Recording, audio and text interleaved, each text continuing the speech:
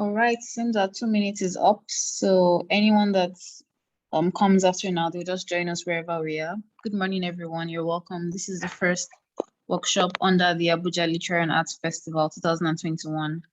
My name is Teniola Tayo, the director of the festival, and I'm glad that you've been able to join us today. So this workshop is in two parts. The first part is going to be taken by Odafe Atogun, a writer, a very popular writer in the ALS community. And he's going to focus on, you know the theme of the workshop, it's writing for a living. So Odafe is a published author. He's been published internationally with several books. And he's going to talk about his journey to becoming that and sort of some of the things that he may not easily find online, like how to find an agent, how to find a publisher, just the entire journey from becoming someone that writes stories to someone that becomes a published author. The second part is going to be taken by Alithnayn, so that's from noon. She will be talking more about short form writing or long form writing, but not full length books, more like short stories, but also non-fiction creative writing. And again, she's going to focus on issues to do with how do you pitch your writing projects to magazines so that they can pay you for them. A lot of us write, but very few of us are making money from our writing. And this workshop is actually about that. You know, how do you make money from full-length novels kind of pieces, and how do you make money from, you know, more creative writing, whether it's fiction or non-fiction, that can make sure that you're earning some income as an artist.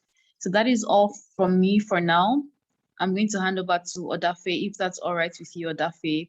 Odafe, we have some team members in the meeting, so if you need anything, you can just say it out loud, and someone in the meeting would address it.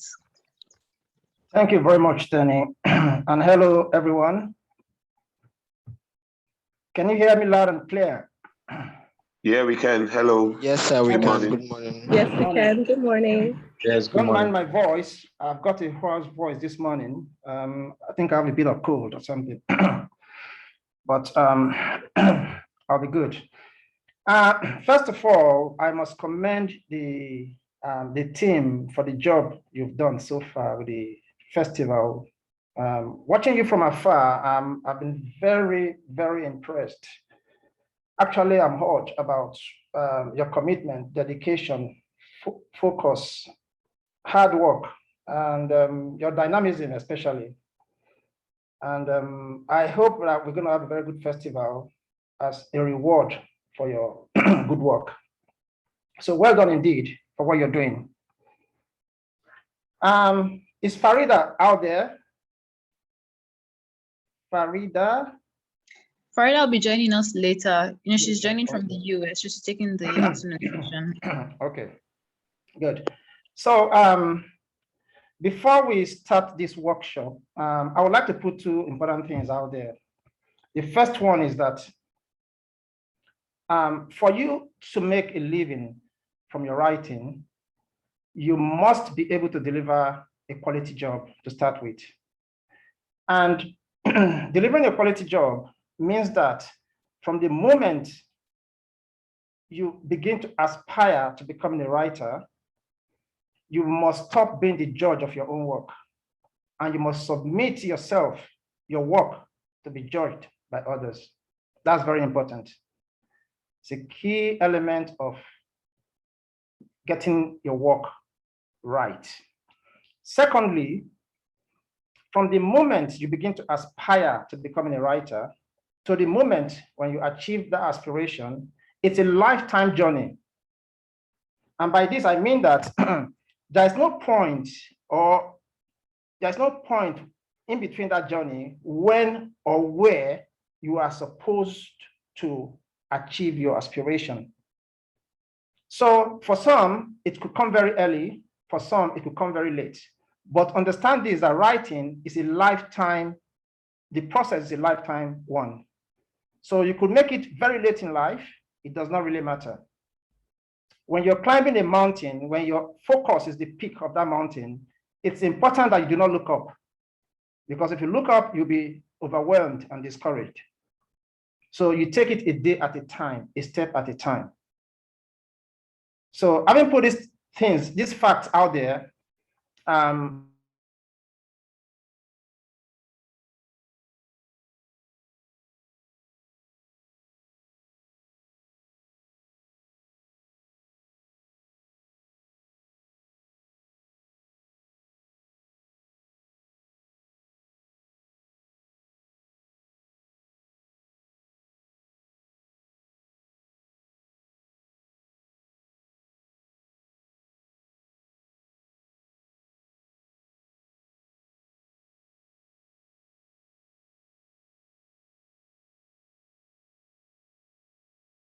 Somebody says, I can't hear him anymore.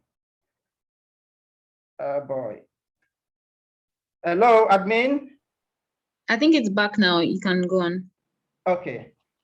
Everyone, can you hear me clearly, please? Yes, we can. I can. Good. And did you hear the last bit of advice I gave? No. I put two things out there. The first one is that when you begin to write, you must stop being the judge of your own work and subject yourself to be judged by others.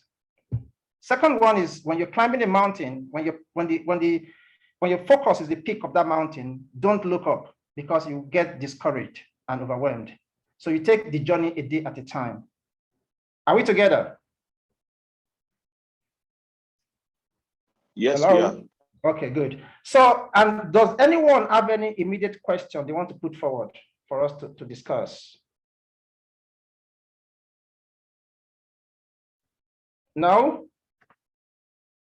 Okay, in the absence of question for now, I would like to share something with you. This is a letter written by the British novelist Roald Dahl in 1980. And he wrote this letter in response to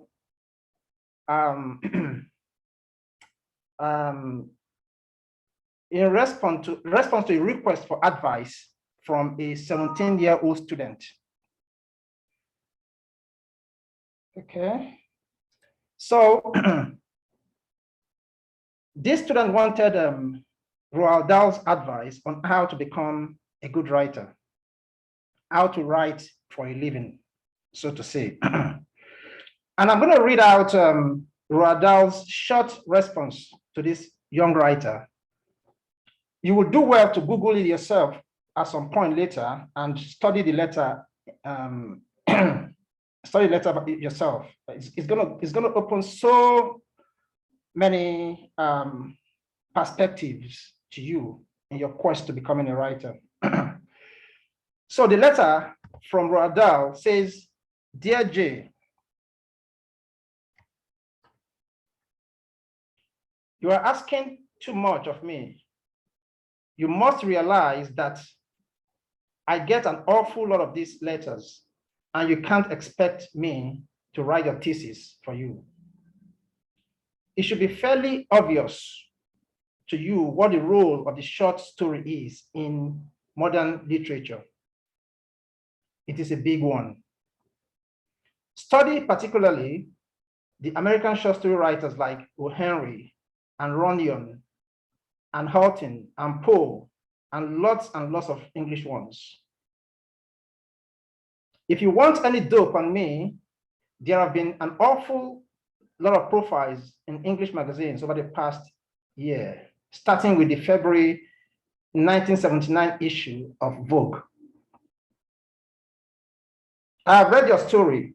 I don't think it's bad, but you must stop using too many adjectives. Study Hemingway, particularly his early work, and learn how to write short sentences and how to eschew all those beastly adjectives. Underline the word beastly adjectives. We'll come to that. Surely, it is better to say she was a tall girl with a bosom than she was a tall girl with a shapely, prominent bosom or some such rubbish. The first one says it all. Yours sincerely, Roald Dahl. Are we there? Yes, sir. Yeah. Good.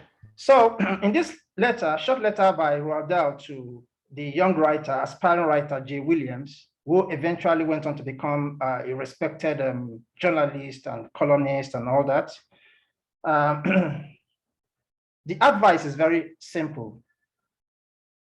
It's very short and simple. Avoid the use of beastly adjectives.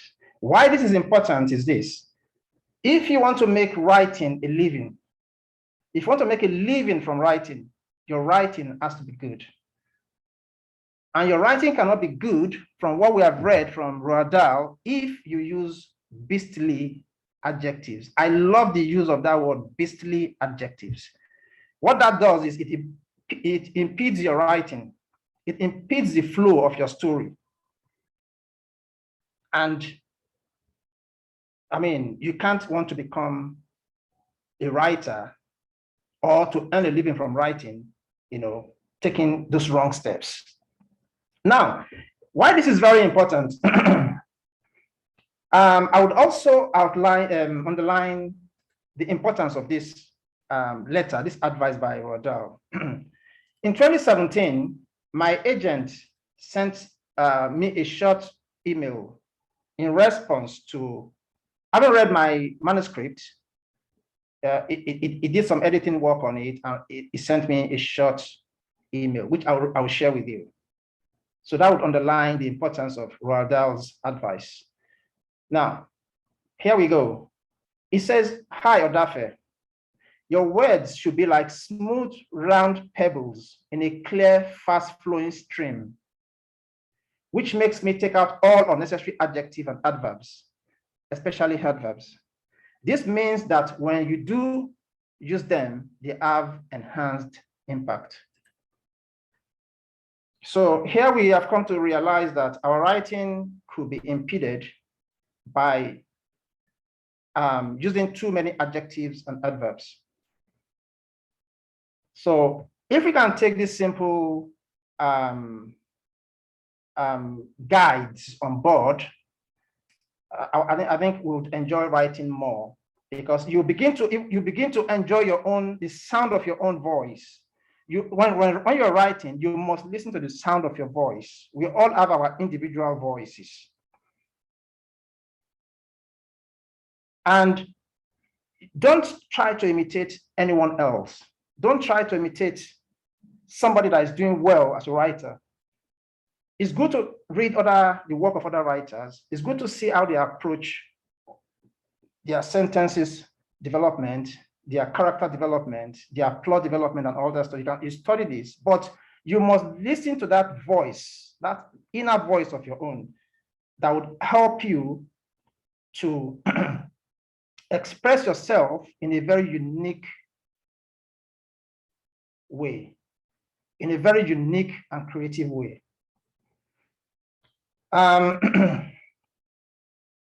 So, having said this, I'm still going to put it across to you. Anyone out there who has any comment, any question with regards to their writing, we can discuss it.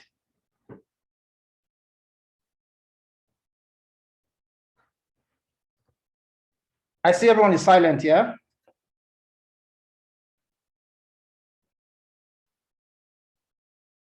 Can you guys hear me? Yes, sir. Good. Okay, so, okay, we proceed, still in the absence of questions. Someone had a hand up. AC had a hand up. Okay, so please go ahead. Let's hear Hey, what you have hi. to say. Hi. Good morning. Morning. Yeah, I just wanted to ask, as you shared that you had, they told you the sentences had to be cleaner or tighter. I just want to ask, if you're still a budding writer, where would you recommend you get quality feedback from? Because most times you may write things and you just get, wow, nice one. Like my personal favorite is that nice one there, or well done. And most times, you know how, because of the taste gap, this should be more genge. I don't know if that makes sense. So what would you recommend for people in terms of, you might know you have a good story, but you probably know you're not expressing it as well. How can you do that? And then if it's not even a story, if it's non-fiction, how do you make it that it's easy for people to understand while still rich and detailed as possible? Thank you. That's a very good question. And I would say this, while it's good to read widely, to study the work of other writers, I must say that you are your best teacher. You are your own best teacher, in the sense that only you can put in that dedication required to polish your work over and over and over again. That's the secret. You keep going over your work over and over and over again. The truth of the matter is, as a writer, you will never be satisfied. The minute you feel that sense of satisfaction, that means something is missing. That means you're not getting to the point where you should be. So I'll give you an example. Recently, I sold the African rights of my new book to a publisher, a Nigerian publisher. And I've submitted this book like 3-4 times. Each time I submit the book, because the publication date is still far, it won't be published until next year. So I will keep going back. I keep going back to this story, and I keep finding things to improve on. And I keep editing, and I will send it to the publisher. I say, okay, this is the last version. This is the final version. And it says, are you sure? You have time, take your time. I say, no, I'm sure. This is the last version. And the minute I send this manuscript off, I go back to my computer, I go back to this story, and I begin to edit all over again. I begin to find little things, that I feel are very important to deal with. So you will never get that sense of, okay, I've written the perfect story. But you keep, even when your book is published, you will still go back to the book, to the story, and you still feel, oh, I wish I could have done this differently. So that sense would always be there. That sense of incompletion will always be there. Importantly, the more you go over your story, published or not published, the more you read up your story over and over, you begin to see the most important details, things that really truly matter. You begin to see them. And that would help you going forward in making your story tighter. Now, there are two scenarios I could paint here. Myself as a minimalist, I think it got to a point I was overdoing my minimalism. And no one could have taught me that look, you're overdoing this. But the more I read my work, the more I read the work of other writers, I begin to see, what's it called now? My shortcomings. And I begin to see my strengths also, because it's not just good for you to see your shortcomings, you must also know your strengths. And you must always strive to build on your strength. So in answering your question, you can't get a catalog anywhere that will tell you, okay, your story is good enough or your story is not good enough. You have to be the one that will keep yourself on your toes constantly, trying to improve on your story, trying to write a better story, trying to see how you can make this story better. But ultimately, the judge of your work is not going to be you. It's going to be the readers out there. And whatever feedback they give you, please take them on board. Never overlook any feedback. Never try to say, oh, I'm a writer, I'm a published writer. This is just a reader, a young reader that, what does he or she know about writing? Never have that attitude. So I'll also give an example. Back in 2018, yeah, a young man approached me to help him edit his work. And when I read the work, straight away I saw, okay, this guy overwrites. He's a good writer, but he overwrites. So I pointed out to him, and he took my comments on board, and he went, after I'd edited the entire book, he went and rewrote and did a rewrite.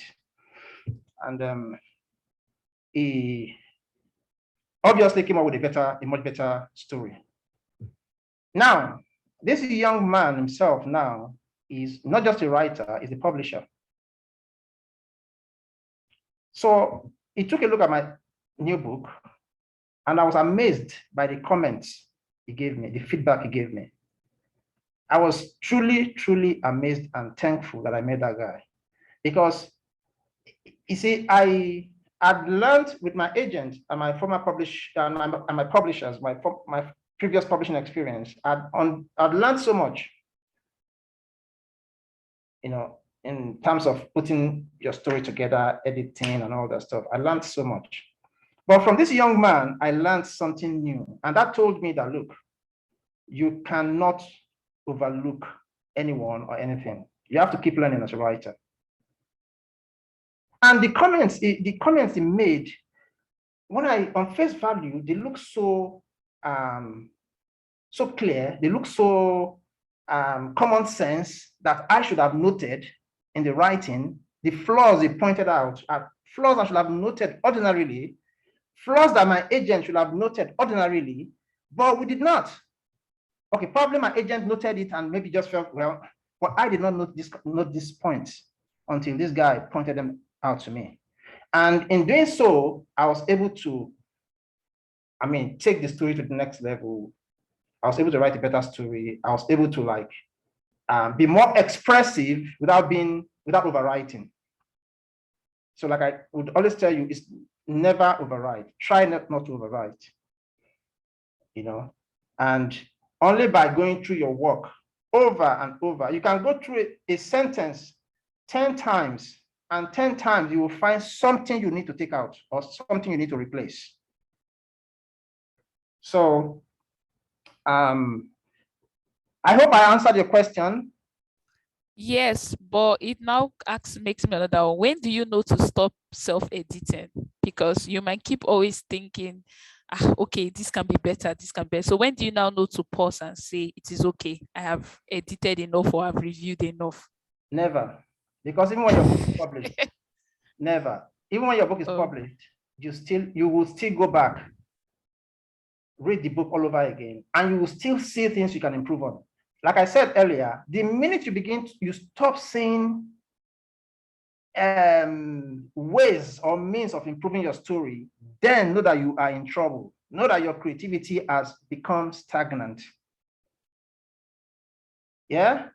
So even the best of them all, people like Soyinka, Hemingway, Shakespeare, if they take their stories today, their books today, published works today, they will still see rooms for improvement. They will still see things they want to write differently. So you keep working on your story until the publisher, your agent will say, okay, yeah, we're going to publish this.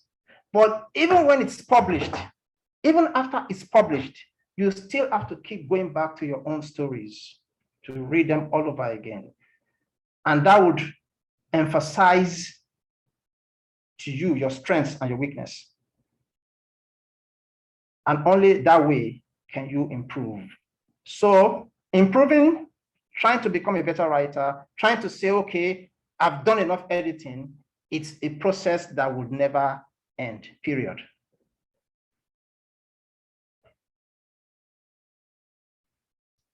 Yeah, so does that sound good to you? Yes, thank you so much. Great. So good luck with the writing and never stop editing, okay? So also, one thing I'll point out to you, it's good to share your story with your colleagues, professional colleagues. Not just professional colleagues, with friends. You might have a friend that's not a writer, but at least everyone we know reads. And it's the readers that would ultimately judge your story, not the publishers, not your agent, not the reviewers for that matter. The readers are the key. They are the ones that would say, yes, the story is good. So share your story with friends and colleagues and relatives. Let them give you feedbacks.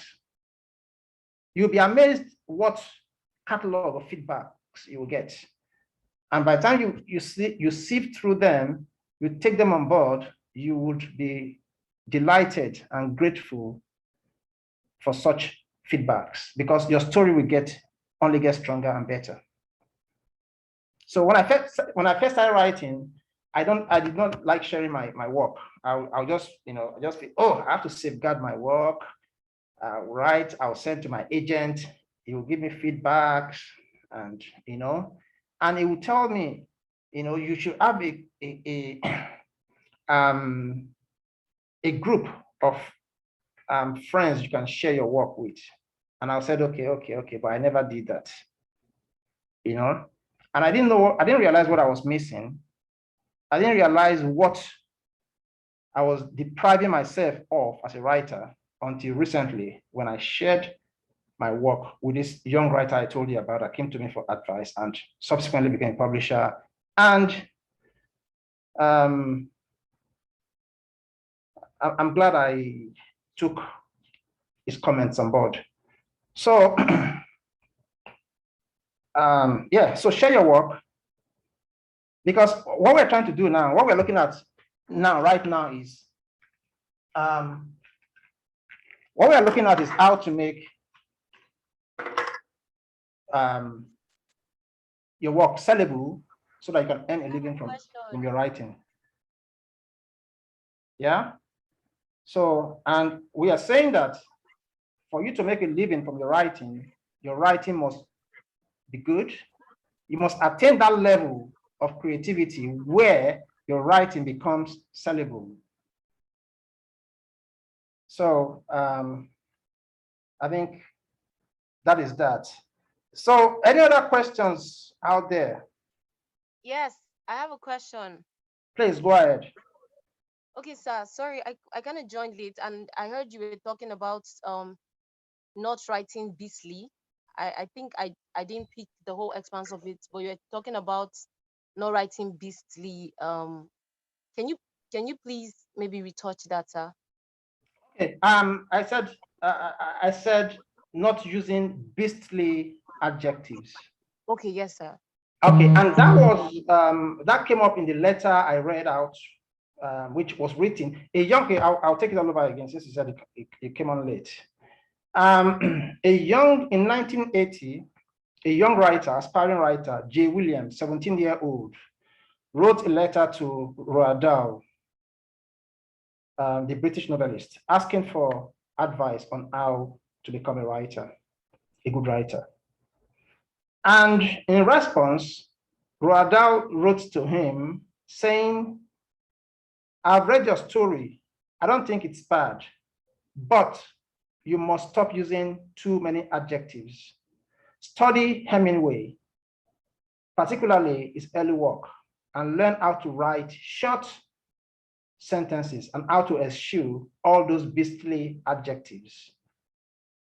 Surely it is better to say she was a tall girl with a bosom than she was a tall girl with a shapely, prominent bosom, or some such rubbish. The first one says it all." So what Roald Dahl was trying to say to this young man is, you must avoid the use of too many adjectives. Okay? Too many adjectives will impede the flow of your story. It makes your story become heavy. It makes your story, how do I put it? The word beastly adjective, qualifies this description very well enough, I think. So it makes your story become so cumbersome, so uncreative, if I may say. And I was also saying that this advice is a very important one, because my agent in 2017 gave me the same advice, and I also read out his advice, which says your words should be like smooth, round pebbles in a clear, fast-flowing stream, which makes me take out all unnecessary adjectives and adverbs, especially adverbs. So if went further to say, this means that when you do use them, they have enhanced impact. So that tells you a lot that, look, when you're using too much of these adjectives and adverbs, their impacts become lost. But when you use them occasionally, it gives punch to your story. It gives the reader that something to say, wow, you know, something that would hit the reader. But when it's all over the place, I mean, it's like good food. When you eat too much of good food, it becomes, you know, like almost like poison to your body. You know, but when you have good food in minimal quantity, you would enjoy, you will savor every spoonful you take, every mouthful, you will savor it. So, and I was explaining to the lady that asked the first question that, look, only you can decide when to stop editing. Only you can decide when your story is good enough. And I also want for that to say like that, look, you can never stop editing your story. You can never come to that point where you say, oh, my story is good enough. Let other people say it. But even when you have rave reviews, don't get carried away. Let them do the reviews. Let them praise you. Let them say, oh, this is a wonderful story. But when you get back to your study, you still take that same story and you read through. And I'm telling you that 10 out of 10, you will still find something you can improve on. So that means that editing, trying to make your story a much better story, a much more sellable story, never ends. It's a process that will never end, even when the story is published. So is that clear enough? Yes, it's clear. So if I get it well, like beastly adjectives kind of make it hard to swallow, as opposed to using, so you would like, instead of hard adjectives, to be more creative, you would like use maybe metaphors, or than using those big words and all that. You avoid them completely. Avoid them. Like what I read to you, it says she's a I'll read this again. She says she was a tall girl with a bosom, right? Yes, sir. Then the other version is this. She was a tall girl with a shapely, prominent bosom. And this man is saying to you that the second one is absolute rubbish.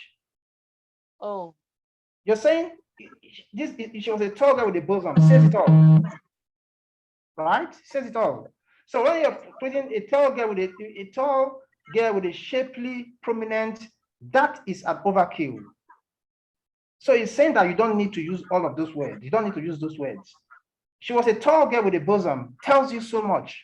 You can now, because when you're writing, it's important that you leave something to the reader's imagination. Okay?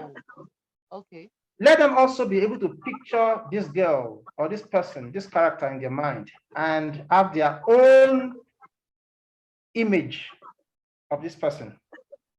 But when you try to put everything out there, tall, shapely bosom, wearing blue, black shirt, and you are all over the place. And this character becomes uninteresting because we all like enigmatic characters, don't we? Mm. But when a character becomes very plain to you, becomes too plain to you, the reader loses their interest. So you need to be able to catch the writer's, tickle the writer's imagination. As you read your story, let them also be able to imagine who this character is, what they do, how they are, whether they're beautiful, they are this, or they are tall, or they are, you know, you leave a lot of things to the writer's, to the reader's imagination. Okay? Yes, sir. Somebody says, does it not go against the famous rule of show, not tell? Well, that is subjective. I would always use myself as an example because what you have is what you can give. You can't give what you don't have. My first book, Taduno's Song, got rave reviews. And with all sense of modesty, I got compared to people like George Orwell and Hemingway and Kafka and, high praise. But like I said, don't let this praises get to your head because you'll be losing something, So, but in the same vein, there are people that came to say, oh, in Taduno's Song, I showed too much. I did not tell, So it could be subjective. This show not tell thing could be subjective because even when you are not showing and telling, don't overtell. That's the key. So if you say, I don't want to show, I want to tell, and you're overwriting, that kills your writing automatically. So everything has to be done in moderation. There are people that will say, okay, it showed too much, it did not tell too much, it did not, but you just have to try to be moderate in your writing. Try to moderate your writing, moderate yourself. So that's the answer to that question. Then say I should talk about my journey from my first manuscript to how I found an agent and publisher. Okay, this is a very interesting one. And you will do well to listen to this story I have to tell you, I have to share with you. Okay, as a writer, trying to find an agent or publisher could be a very daunting task.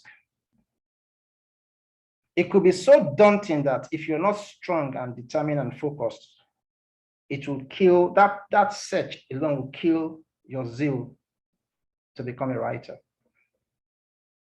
So, first step, when you've written a book, you've written a story, you're looking for an agent or a publisher. The first step is this. The same principle I outlined at the beginning, that this could be a lifetime process. The process from writing your book and searching for an agent or publisher, it could be a lifetime process. So just have that at the back of your mind. So along the line, there are dynamics that will come to play in your favor. There are dynamics that will not play to your favor. But along the line, you keep that consistency. Don't allow yourself to be discouraged. When people say, oh, this book is rubbish, crap, feedback, yes, take it on board. Go back to that crap story that they said you've written and try to improve it. Keep reading through. You will find things to improve on. Now, getting an agent to publisher could also be a stroke of luck. So in my case, back in 2010, yeah. Before then, what I did was I bought this Writers and Artists Yearbook. It's a book that contains a list of all reputable agents and publishers in the world. Writers and Artists Yearbook. It's a book that's updated on a yearly basis. So I got myself a copy. Actually, I had that copy. I think I had that copy many years back, way back when I was in the UK. I had that copy. So I was using that book as my reference, searching for who to send my work to. And trying to find who to send your work to, you must do a lot of research. You don't just go to the Writers and Artists Yearbook and just pick one agent or one publisher and say, okay, I like the look, the name, the sound of this name. Let me send my work to them. No. You must look at what they published. Look at the authors they published. Look at their publishing history. Look at the works that are similar to yours. Authors of similar background to you, of similar orientation. Your worldview, the worldview you're trying to put forth in your story.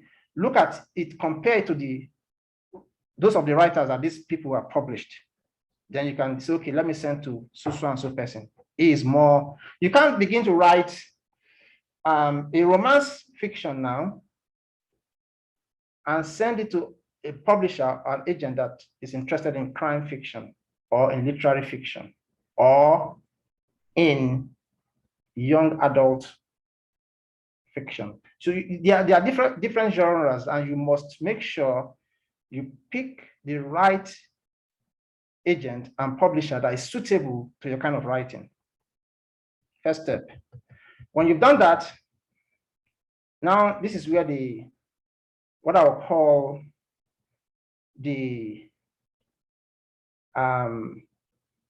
gambling game comes to play. Send out your work and just keep your fingers crossed, because these guys get loads and loads of submissions. So you might be lucky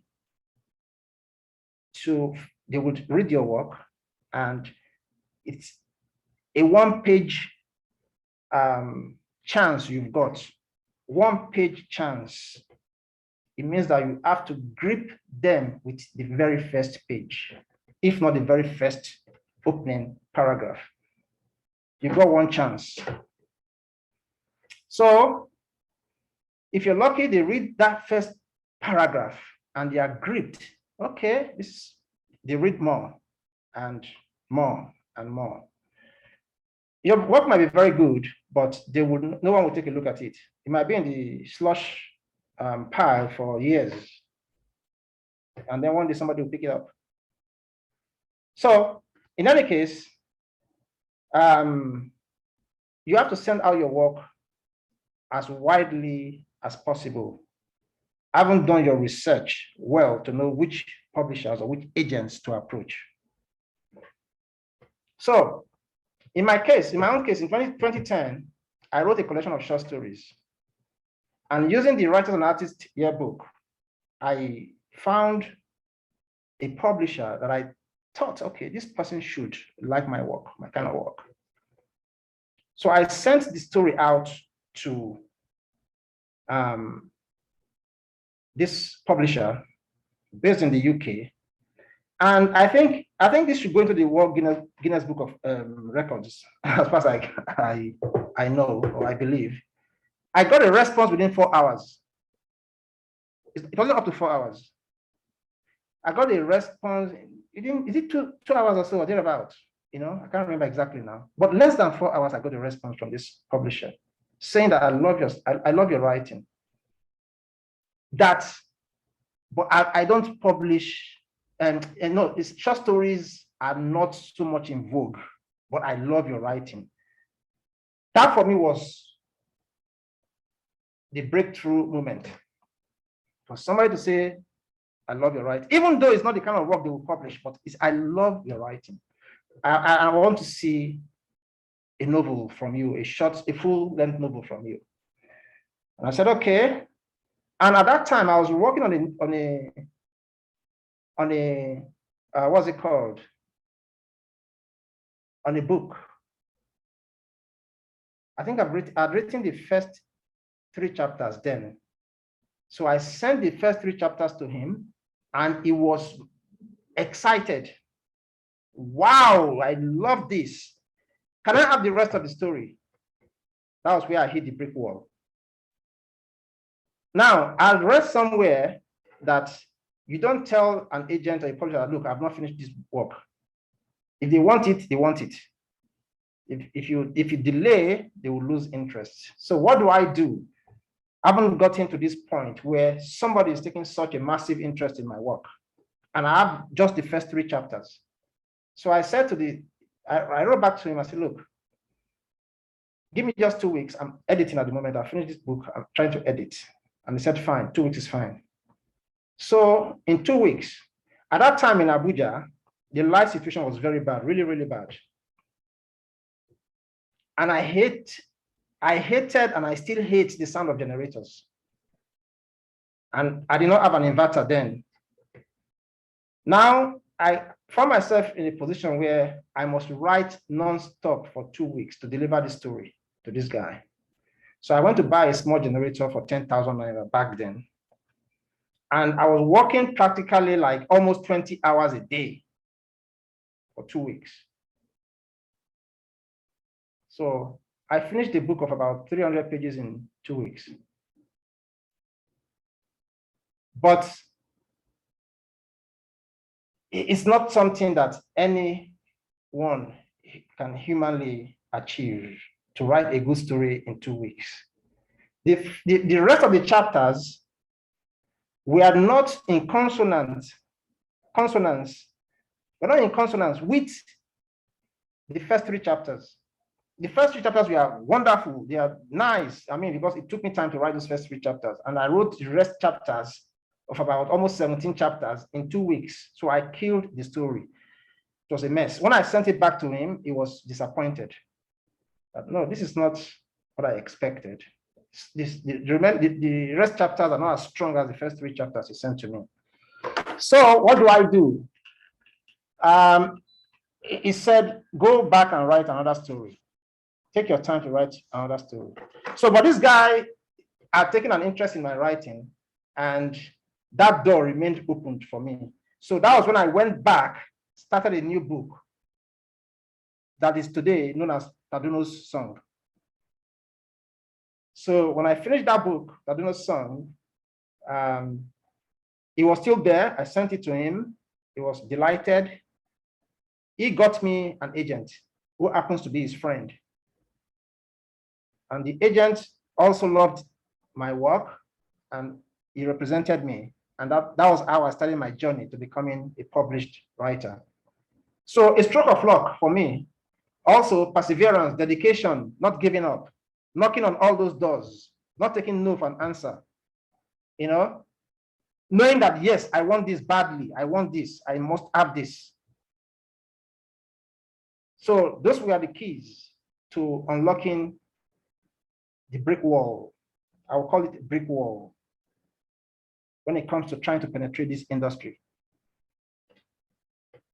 So,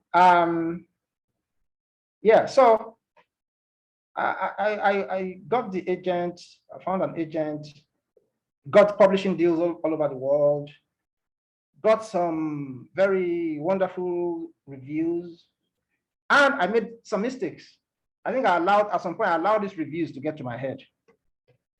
That's one thing you must never do as a writer. Let them do all the reviews, let them make all the noise, let them praise you to high heavens, but you just focus on what you're doing. I would even suggest, I would advise you to even just, block out these praises and focus on your writing. That way,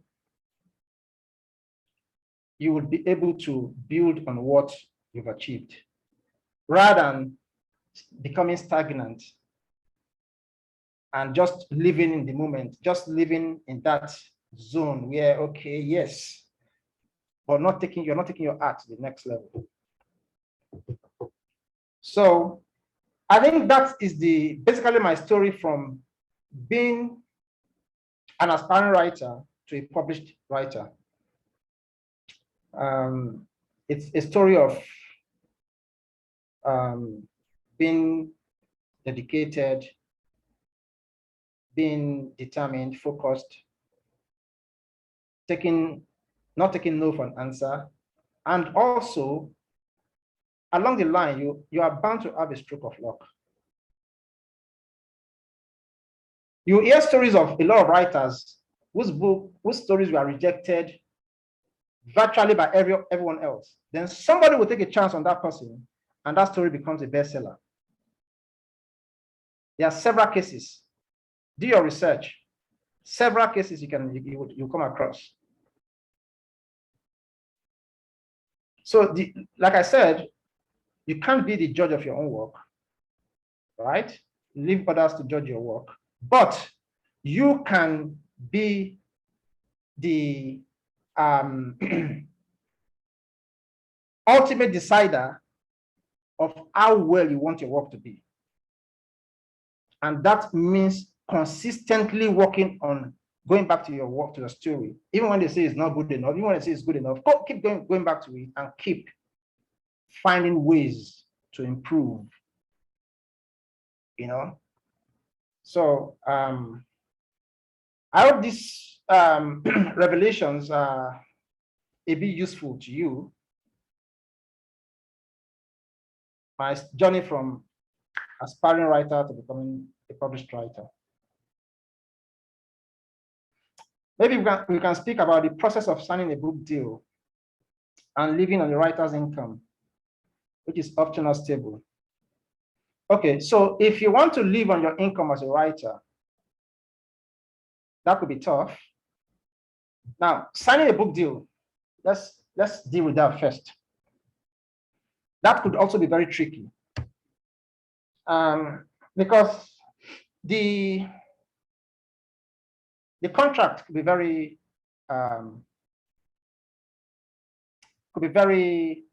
what's the word I'm looking for now? Complicated. So you need a level of expertise, or you need someone that has the expertise to guide you, to walk you through the contract. And that's where the agent comes in. So like, for example, now my contract, I don't think I've ever sat down to read my contract, because I just feel my agent is there, that's his work, that's what he's getting paid for.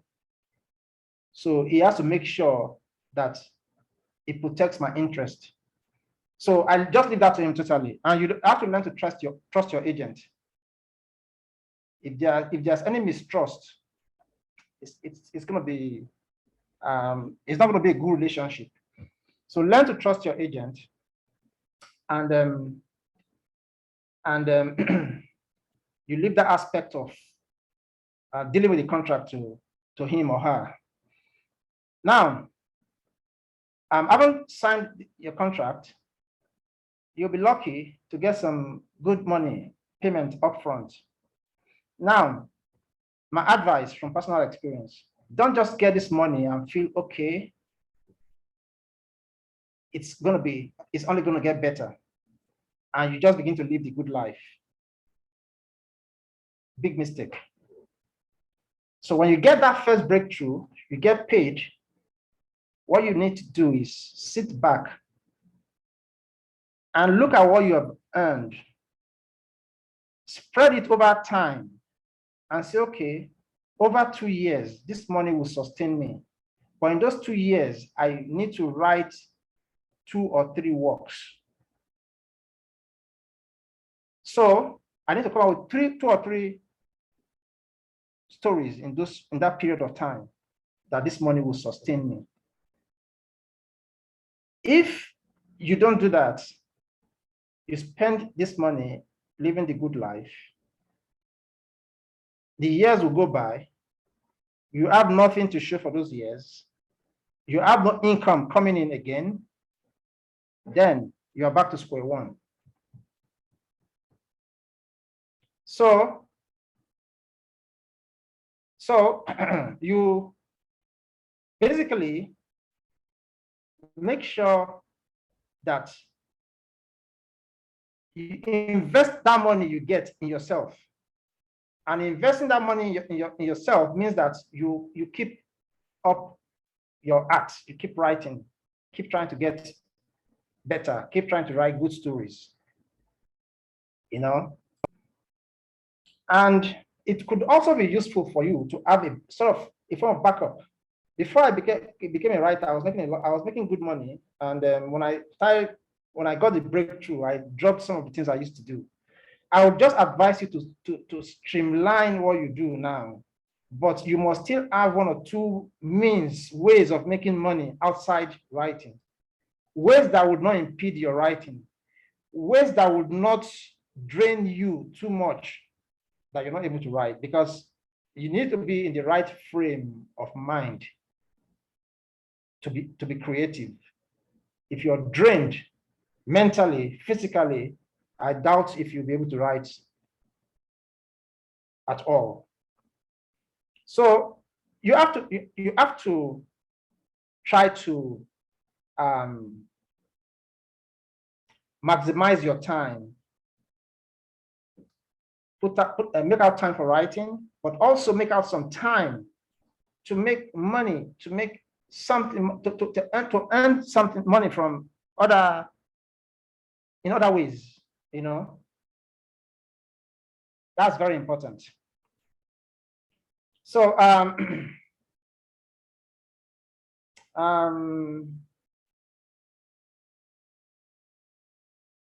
we also have somebody asking,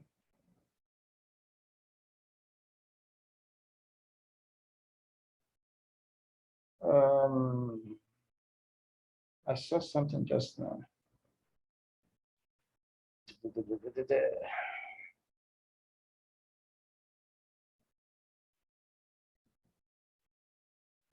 As a writer, which should come first, plot or character? Well, personally, I would say the plot should come first. When you have a plot, you can begin to build your characters, develop your characters, you can begin to flesh out your characters, you can begin to, but when you have characters, if you have characters without a plot, I mean, it's like, I don't think it's gonna work. I don't think so. So you have your plot, develop your plot, and then you can begin to develop suitable characters, because there are characters that will not be suitable to the kind of plot you have. So you make sure you have the plot, then you develop suitable characters that would, you know, that would carry your story, that would, you know, bring your story alive. So yeah, and for me, when I'm developing my plots and characters, I'll give you a tip. What I do personally, I look at the society around me, and depending on the kind of story I want to tell, I'll pick characters from the society that I would have the mental picture of these people in my mind as I write my story. So it makes it easier for me. With Atogun song, I used Fela. I had a picture of Fela in my mind. Even though I wasn't writing about Fela, I wasn't writing a biography about Fela, but it helped me to write about a musician that was using his music as a weapon against tyranny. So that mental picture of Fela in my mind helped. Now, with my new book that I just completed, I had two characters in mind that drove my story. After I developed the plot, I felt, okay, which characters would suit this story? And I used Jagaban, the guy they know as Jagaban, as one of the main characters. Not the name, but the person. I had that picture in my mind in creating my own character called Kaftan. And I also had a picture of MC Oluomo, the Lagos road transport workers, whatever chairman, as a character in my book. Although, of course, I didn't use his name, but I had this mental picture in my mind, and it helped me to write my story flawlessly. So you pick characters from your society, and you use these people as a template to develop your fictional characters. So realize, you must know this, that every work of fiction, or most work of fiction, are stories that have been lived. So in every work of fiction, you find something, you find that the story you're telling have been lived in one form or the other, in one place or the other. So what you have just done, what you do with fiction is recreating these stories in your own way, you know. But you can't write good fiction without, you know, without sourcing, without sampling society. It's not possible. You must sample people from your society. You must sample stories from your society to be able to write a good fictional work. And that's why in most cases you see historical fictions are becoming very hot cake these days, because people can relate to this story. They can connect, they can, you know, they can connect with the stories you're telling.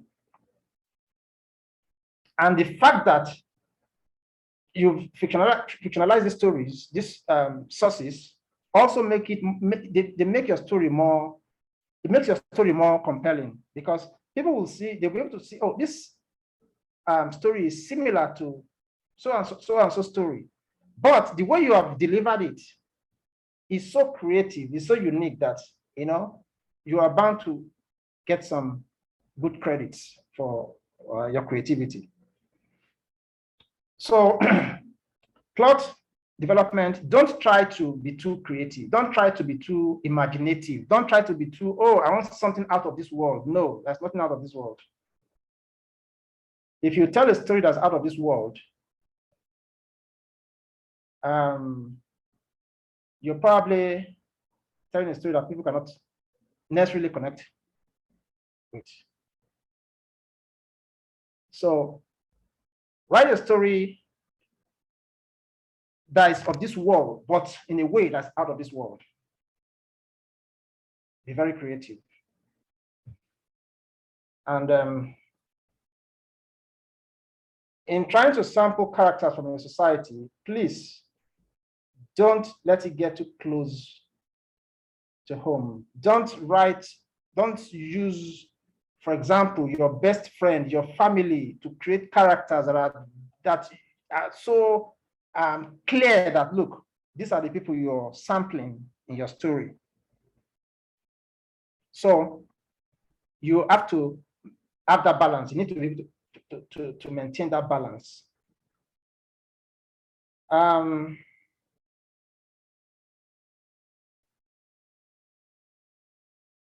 Somebody says, I'm not sure if I missed it, but how do you get an agent to represent your work?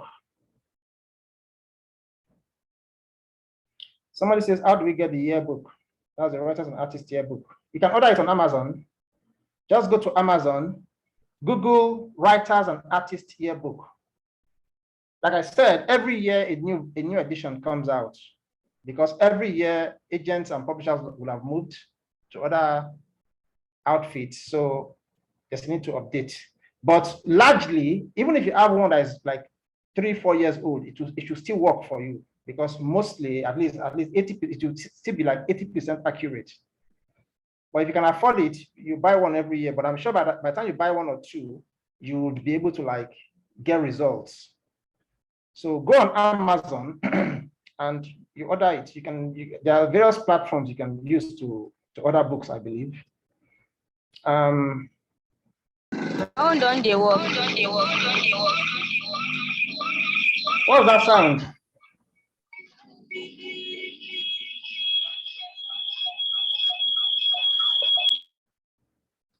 Okay, so somebody asked an interesting question here. Did you go back to finishing those 3 chapters? I'll come to that in a minute. Let me see.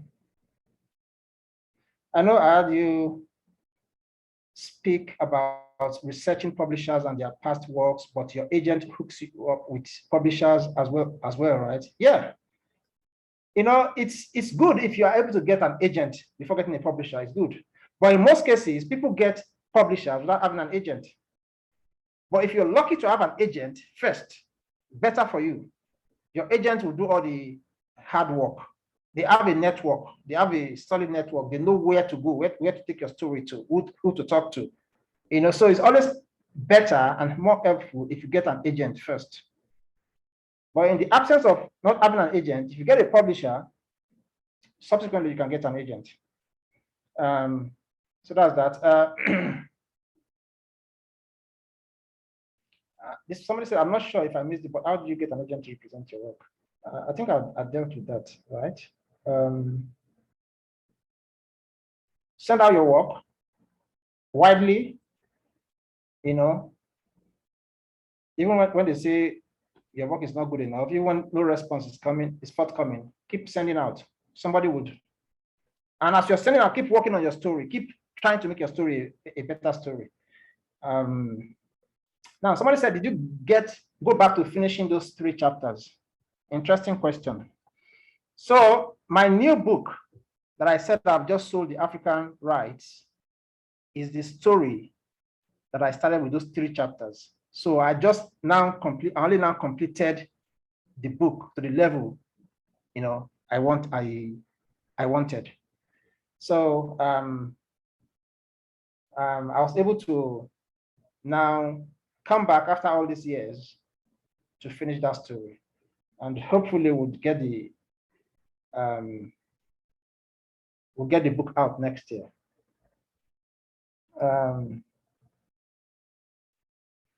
Very true, sir. Could you give some recommendations on ways to make money that do not impede writing or drain too much, possibly general examples or maybe things you have done in the past? That's a difficult one to answer. We all have different skills. I'm sure writing is not only the skill, as writers, writing is not the only skill we have. We have several other skills. So for me, personally, I used to do a lot of editorial consultancy. And through that, I was able to get printing contracts, not publishing, printing contracts, mostly for government departments. And I also do for people that are trying to do businesses in countries where they don't have the network. I'll also do the research and put them in touch with the right people, and basically connecting people. So there are things you can do. Look at, I mean, you know yourself very well. You know your skills. You know your interests, your strengths, and it might even be buying and selling. It might be buying and selling.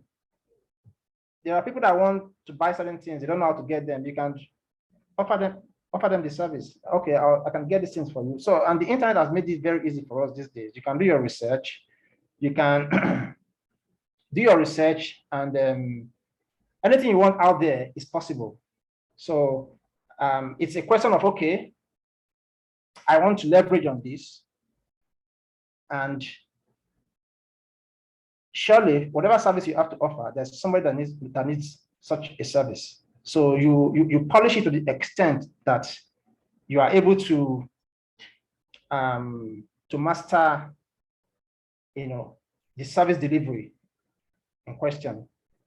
And if you have a few clients, I mean, before you know it, you can build up on that, and then, So just look at your strength, look at the society around you, look at ways that you can leverage on based on your skills to render certain services to certain people, to certain organizations, to certain community or whatever, So I think then somebody says, can we say the character helps develop plot? Definitely, yes.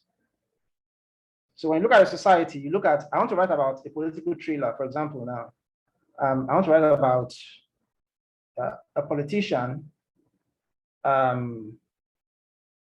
let's see, I want to write about a visionary politician in my society, someone that brought change to society, someone that, made certain things possible, that, helped to promote change in society. So, I mean, the easiest way to do that is look at the politicians around us. Not all of them are bad. There are a few good ones you can model your characters on, and you look at what they have done or what they are doing, their shortcomings, their flaws, because every character has a flaw. You can't create a flawless character. It will just be flat. So the flaws of these characters you see in society are also something you can transport into your writing to make it more real, you know? So, yeah. Somebody says, please, what's the writer's yearbook? The Writers and Artists, right, is called Writers and Artists Yearbook. It's published by Black. Is it Black? Just type Writers and Artists Yearbook. You get it to come up. Let me see. Hang on. The Writers and Artists Yearbook.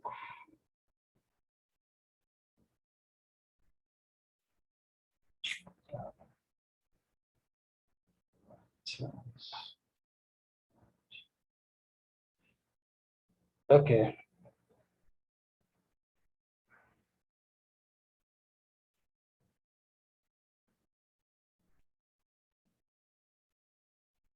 So you have the Writers and Artists Yearbook.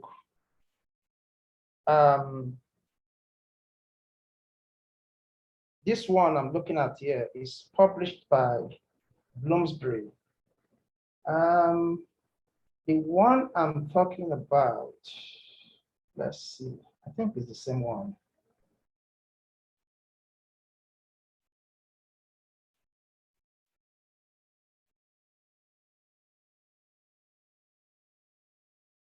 Yeah, so I think it's published by Bloomsbury, but once you type in the Writers and Artists Yearbook, it comes up. It's a #1 bestseller.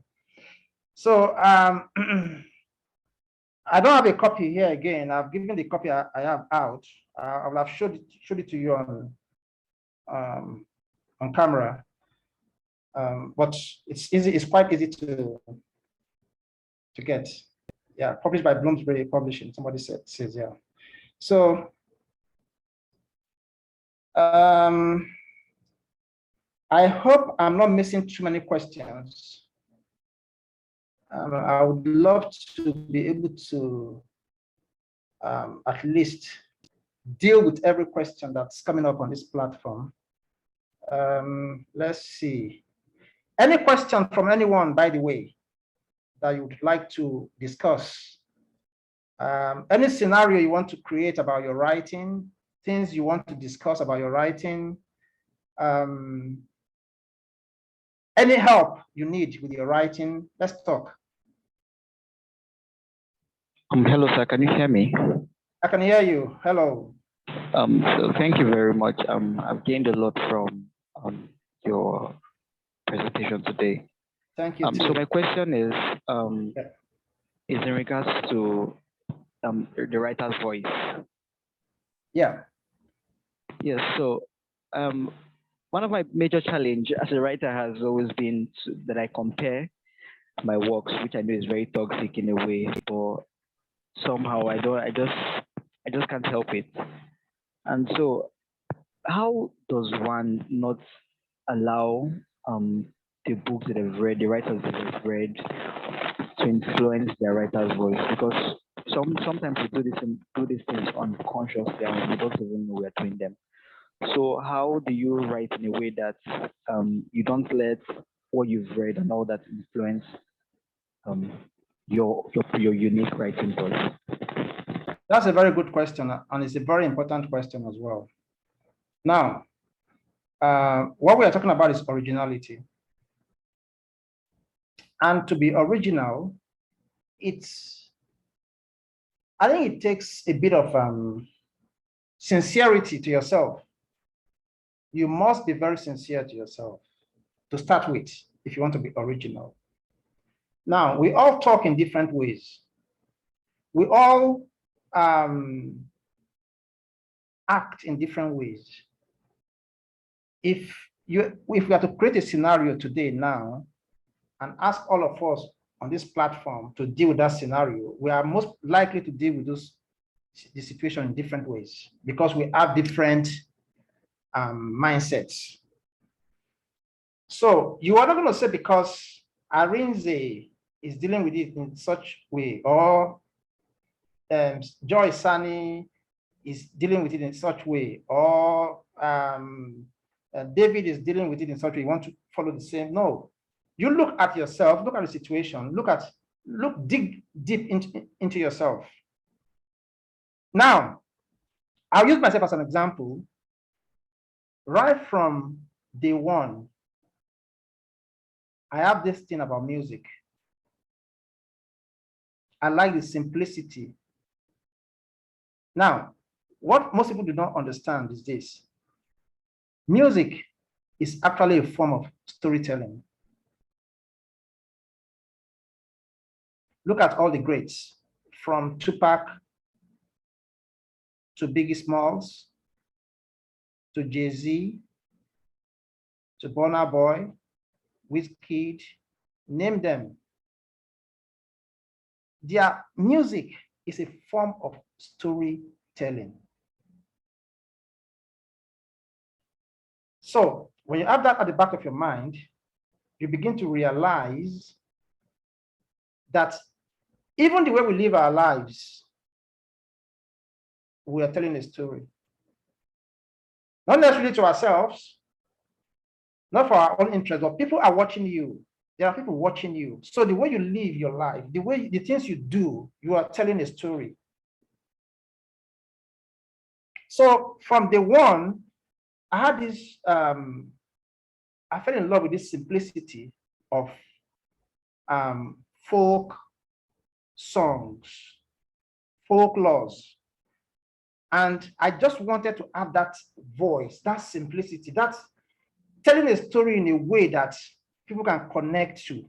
You know, I sit in a bar, people are arguing about, this man is the best, what's it called? Is the best player. No, that one say, no, it's Ronaldo. This one say, no, it's Messi. This one say, you know, I can take that scenario to write a story. Two brothers arguing over nothing, trying to kill themselves over nothing. So you can create a scenario in a way that would be so, people will find so interesting and creative. So like in Tadino's song, I created a scenario where I was having a drink at a bar in a garden, and two guys were arguing about Babangida and the North Korean leader. Oh, this guy, IBB is the Antichrist, and North Korean leader is the Antichrist. They were arguing. This one said, no, IBB is just a looter of our economy, of our treasury. It is North Korean leader that is the, they started arguing until this thing turned into a fisticuff. And I transported that scenario into my book in a way, and each time I write, I want to assume that I'm singing a song. So I have that gives me this pace, helps me to develop a pace whereby I move with the, with the grace of a singer, of a dancer. I tell my stories using that grace, of simplicity, So that is my voice. That is who I want to be. That is who I know I am. So I do my best to stick to that, to write my stories in a way that would, so that's why most of my stories are like folklores, So they're like fables. So now if I want to begin to write, even if I'm writing a crime fiction, I'll still use the same, adopt the same tone. So don't say because, okay, I want to write crime fiction and I want to use the voice of someone like Leia Denley, who's a crime writer. You might not get it right. You can be a crime writer and use your own voice to write your own kind of crime. And that is what is called originality. That is where your story would stand out. You cannot want to write fiction and say, okay, I want to use the voice of James Hadley Chase, or I want to write literary fiction using the voice of someone like Iwande Omotosho. No, you can't. Use your own voice to write your own kind of story. And that is what will make you original. I don't know if I'm making sense to you. Yes, sir. Hello? Yes, sir. Yes, sir. You. Okay, so that originality matters a lot. And don't forget my initial advice. You must be sincere to yourself from day one. From the minute you begin to write, be sincere to yourself. No, this is my voice. This is what I want to, this is the way, this is the voice I want to deploy to telling my stories, to writing my stories. So be sincere to yourself. Don't say, oh, okay, there is this musician, Lil Wayne. I'm sure when that guy was young, people used to, they used to make jests of him about his voice. That you can't, back in the day, you can't think of that someone like Lil Wayne becoming a successful singer because his voice is one kind. I don't know how to describe it, but that voice is unique. You know, if you had said, okay, I want to sing like Boys to Men, or I want to sing like Bob Marley, or I want to sing like Sonny Ade or whatever, then he will be losing it. So he stuck to his voice. People like Whiskey, their voices that ordinarily you would not think, okay, this voice can be such a good, this person can be such a good singer. So you don't change your voice, don't change your style, don't change your mindset when it comes to how you want, your worldview is very important. So stick to it, and within the framework of that, you know, worldview you're trying to project, deliver your story using your own words, your own voice in your own ways. So bear in mind originality. Don't want to write like Wole Soyinka. Don't want to write like Chinua Achebe or Chimamanda or whoever. Write like yourself. Tell a story that in a way that people might not even, you think, oh, would they like this story? Would they like the way I'm telling this story? No, don't think, just do it your own way.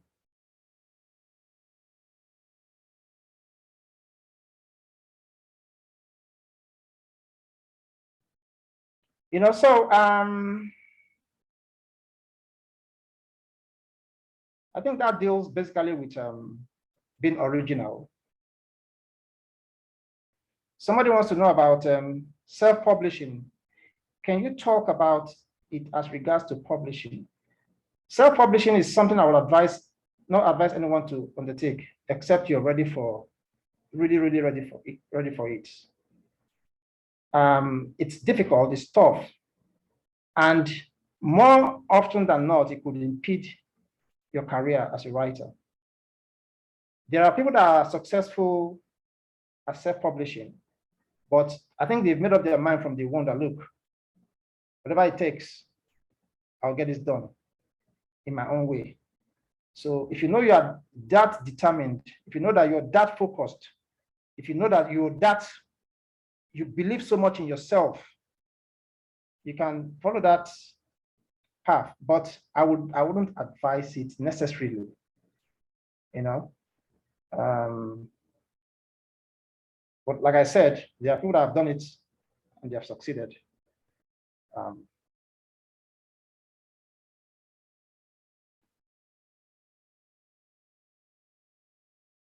So what other question is out here? So is anyone out there that wants to ask any question? Dotun, are you there? Yes, I am. Hi, how are you? I'm very fine. Sorry, I've not been in touch with you for a while. I've been in solitary confinement. And I love solitary confinement, you know. Sometimes it's not too good, but sometimes it also helps your creativity in ways you can't begin to imagine. So when I'm in such mood, friends like you, I tend to like just blank you guys out, and it's not deliberate, please. Yeah. And I'm sure, I'm sure you know. Yes, I do. Good. So we get to talk outside this platform at some point. Okay, sir. Yeah. So, any other questions? And I hope we're learning. Go ahead. All right, thank you, sir. This has been really helpful and really informative. I was kind of curious about what you mentioned regarding the influence of oral tradition and folklore on your writing style and on developing your own voice, because that is something that I'm very interested in. I'm a poet. I mostly, but I'm very influenced by, and I use a lot of folklore to kind of inform the basis of my writing as a poet. And so I'm kind of curious about how you kind of explore that and how you use that as a way to inform your writing, developing your writing voice. Like, what tools do you turn to? How does it influence you? Things like that. Thank you for that question. Thank you for that comment. And as a writer, I think folklore essentially plays a very important part in our development, because we all started from an oral tradition. We started getting acquainted with stories and writings from an oral perspective as children. And what that does for us is it makes it natural for us. It makes storytelling or writing a natural, something so natural to us. Now, people begin to think at some point that because it's so natural, it's simplistic. It's not simplistic. It just means that using our background as people with an oral tradition of storytelling and story writing, possibly, what you learn or what you acquire is the fact that you are able to look at daily existence from a very basic perspective. You are able to express yourself from a very basic perspective, not complicated, not unduly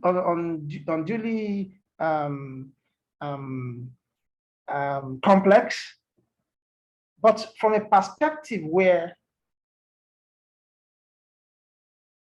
you relive your experiences, your most basic experiences, you transport them into the pages of your creative work.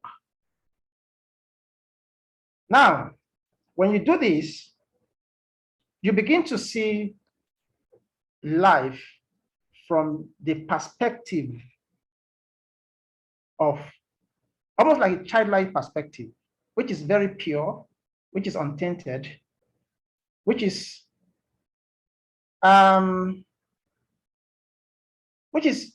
embedded in curiosity. Because the more you look at the basic things of life, the more you tell your stories from a basic perspective, you are delving into a realm where your curiosity and the curiosity of your audience, becomes tickled.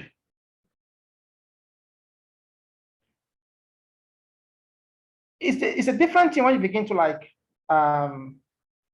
you begin to write in a more sophisticated way, in quotes. I don't think such writings are necessarily sophisticated. So, but when you try to write your stories or tell your stories in more modern ways, I think you'll be losing something basic. So having an oral tradition, like you're a poet, and you know the way poetry works. Poetry is something, is almost like making music.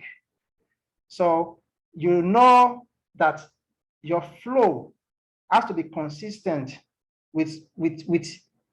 in ways that people can connect to, not reading a story or listening to a story and you get lost halfway, it's something that would kill your creativity as a writer. So as I'm using your oral experience, I think it's good if you can, basically as a poet, talk about the simple things you've learned, the simple, your society around you, talk about it the way it is. Don't try to make it look grander or more sophisticated than it is. Just express yourself, bring your society to life in your own voice, in the basic way in which you have always, known. And there's a kind of joy in that. So this is what I did this is what I do with my writing. I will look at the most basic. Okay, I'll give an example. One day I went to the village and I saw about 5 old men, elderly men, drinking palm wine. And on the keg of that, on the keg, they wrote something in Yoruba. Maybe those that speak Yoruba will understand it. Ayedun. I'm from Edo State, but in my part of Edo, we speak Yoruba a bit. So they wrote Ayedun on that keg of palm wine, 5 elderly men drinking. It means that life is sweet.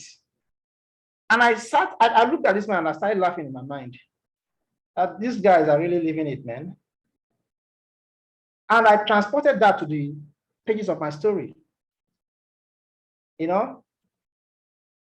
So these are the basic things. These are the basic experiences, encounters that we have as artists, as creatives, that help to make our stories more endearing, more real. These are real stories. So what you get as a poet, for example, now, the poet will dig into the most integral part of our souls as a people. The poet would touch on things that ordinarily a writer, a novelist, for example, would not touch upon. And you can only do that if you're well connected to your basic sources. That's part of the example I gave you now of 5 old men drinking palm wine. On the keg is written the word Ayedun.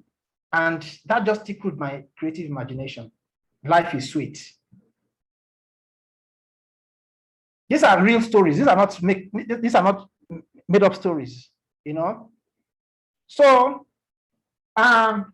in the same vein, I think as a poet, please don't try to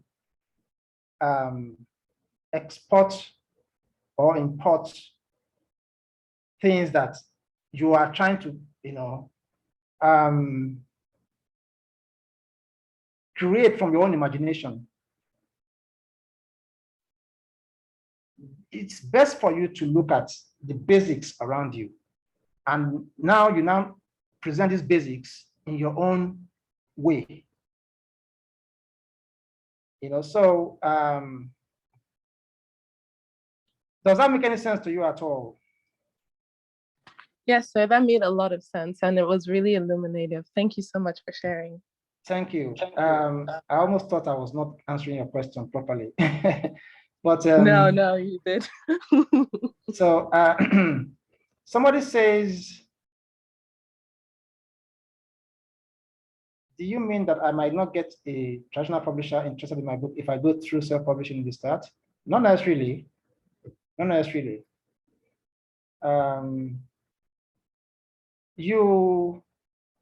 It depends on what you want for yourself.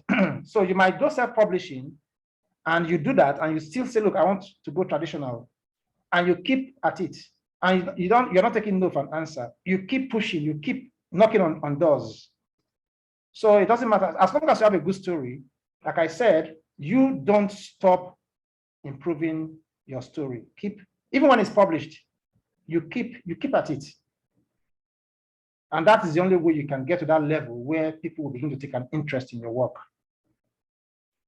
So you can you can self-publish and still aspire to become published in the traditional way. How do you know a story is finished? Very good question, but also very complex. When I was writing Taduno's song, when I got to the last sentence, naturally, I hit the button so hard, I felt the pain of the last full stop.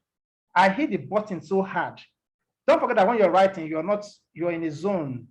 You're almost like in a spiritual zone. No, you're not almost, you're in a spiritual zone.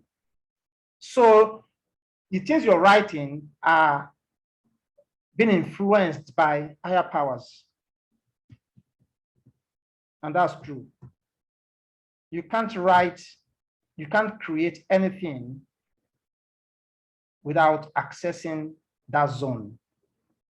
So when I hit that button, that full stop button, I knew I'd finished my story.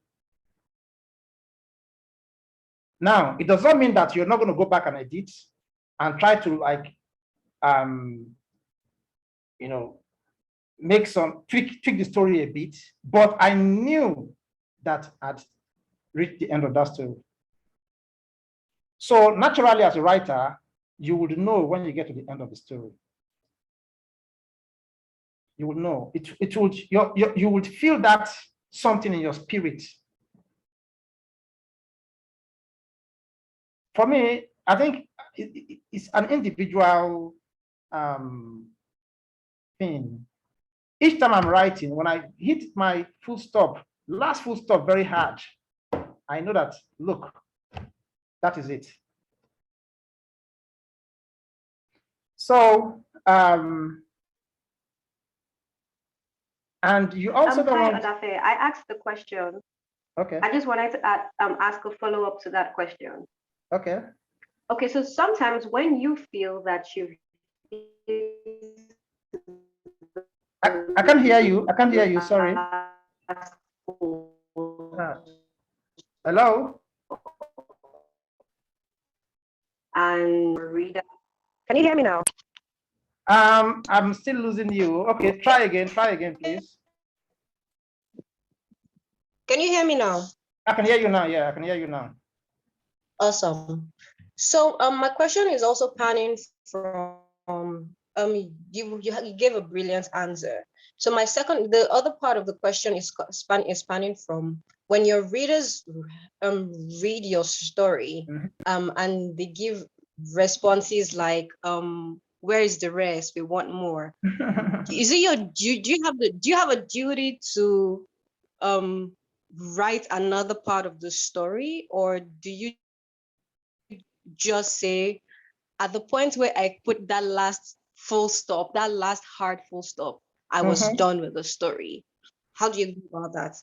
That's very interesting. Very interesting point you're making. Now, most stories we write, sometimes even you feel you have this sense of, okay, you have a sense of completion, then something begins to tickle your imagination and you feel, no, there's still room for me to take this story further. So it depends on you. The readers might also say, where is part 2? What happened to Taduno at the square when he was killed? Or when he was shot? We don't know for sure if he died. What happened to him? We want to know. And these are questions you leave to the writer's imagination. Sometimes, like I said, writing is a two-way, it's a romance between the writer and the reader. It's a two-way thing, you know? So you write, you've deployed a lot of imagination. The reader also must deploy their own imagination within your story. where a reader reads a story without using their own imagination, they would not get the full sense of that story. So they want more. In most cases, you leave that to their imagination. Let them, okay. Like my friend's son, I was amazed the day I went to his house. Popular writer Abuja Adam Ibrahim went to his house, and his boy, his 10-year-old son, had read Taduno's song. And he told me everything. We discussed everything. I was amazed at the depth the guy had of the book, the 10-year-old boy. And he said, what happened to Taduno? What happened? What's going to happen to Taduno? And I said, well, use your own imagination, but I think at some point, I might give you some answers. And I left it at that. Because I'm planning to write a sequel to Taduno's song, but it's something I'm toying with. It's not something I'm very sure about. So only time will tell. So yeah, it's good to have to keep the readers in suspense in many ways like that. And only when you're ready, only when you know you have a story to tell, or you have that room to tell, to make your story more than you've already made it, only then should you consider writing a sequel. Otherwise, you just let the questions, hang.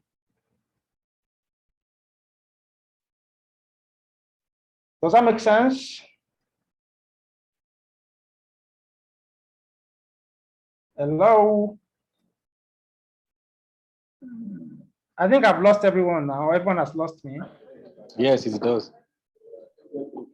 Okay, so yeah, so somebody has their hand up. Can you ask a question, please? Good morning. Morning. Or good afternoon. Yeah, okay. I want to find. This is David Clark from Trinidad and Tobago in West Indies, Caribbean. I hope you also have an agreement with the West Indian publishers. And I hope you all have a direct agreement soon with the West Indian publishers. Your question, I'm not so clear about. Sorry, you're saying you're hoping that I'll have an agreement. Yes, I was saying I hope you all should have an agreement with the publishers of the Caribbean, like Barbados, Grenada, Jamaica, Caricom. So we can have exchange, a culture exchange with publishers. Yeah. That makes, I think that would make a lot of sense. We share the same traditions. We we have similar traditions and cultures and all that. So I think sharing our stories will be something that would be quite interesting. And I would personally look into this and see how we can achieve or attain more collaboration between our two worlds, which, like I said, are very similar ones, very comparable ones. Yeah. So thanks for that comment, David.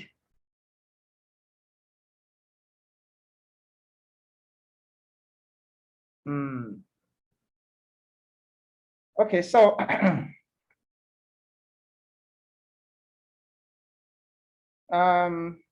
so now, if you have any question, I think we are almost running out of time. If you have any question, please feel free to ask. In the absence of any question for now, I would want to emphasize on the topic of today, writing for a living. So for the creative, you must understand, you must know that making a living out of your writing is not granted. It's not easy. So let your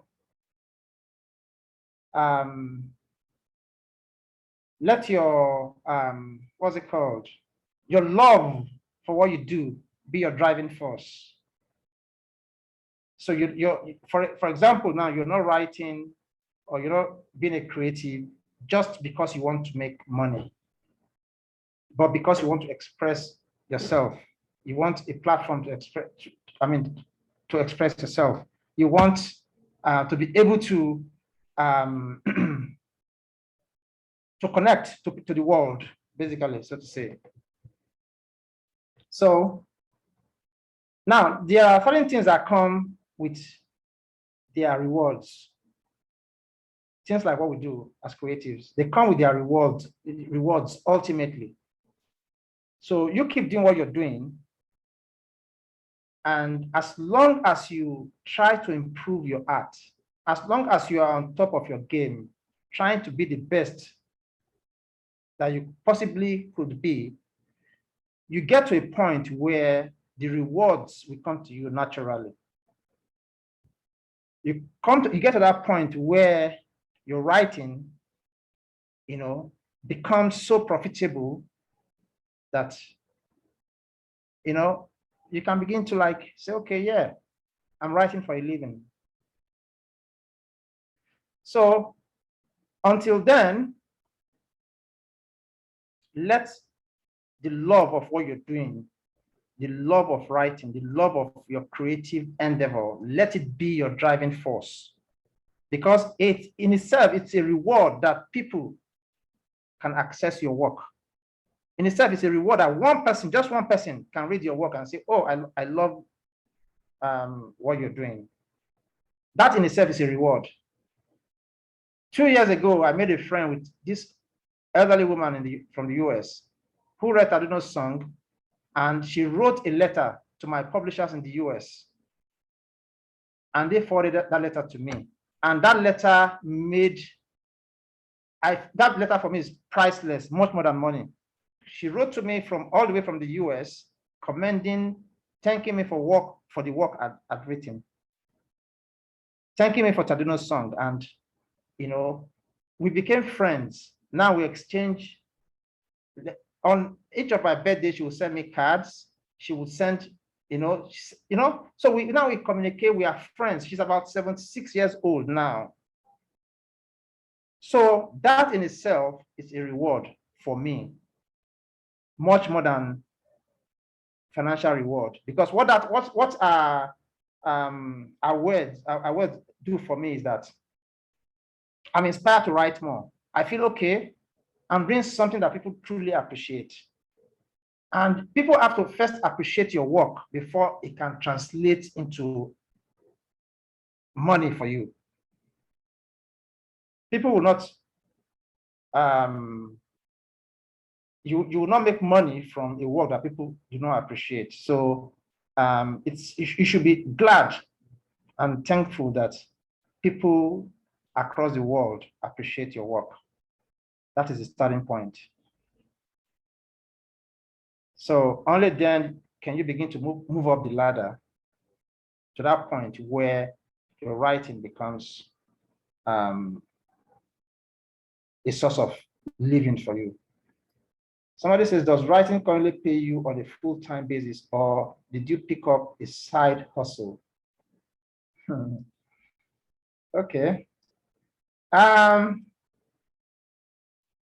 You are as a writer, you're going to have bumps here and there on your journey. So you could earn some money today that could sustain you for the next 3-4 years, possibly, yeah. So what I earned with my first publishing deal sustained me for like about 5 years. So what I needed to do was pace myself. Okay, 5 years, I know I'm comfortable in those 5 years. So what I need to do is make sure I deliver more work. So that by the time that 5 year elapses, I will now be able to make more money that would sustain me over another period of time. But when you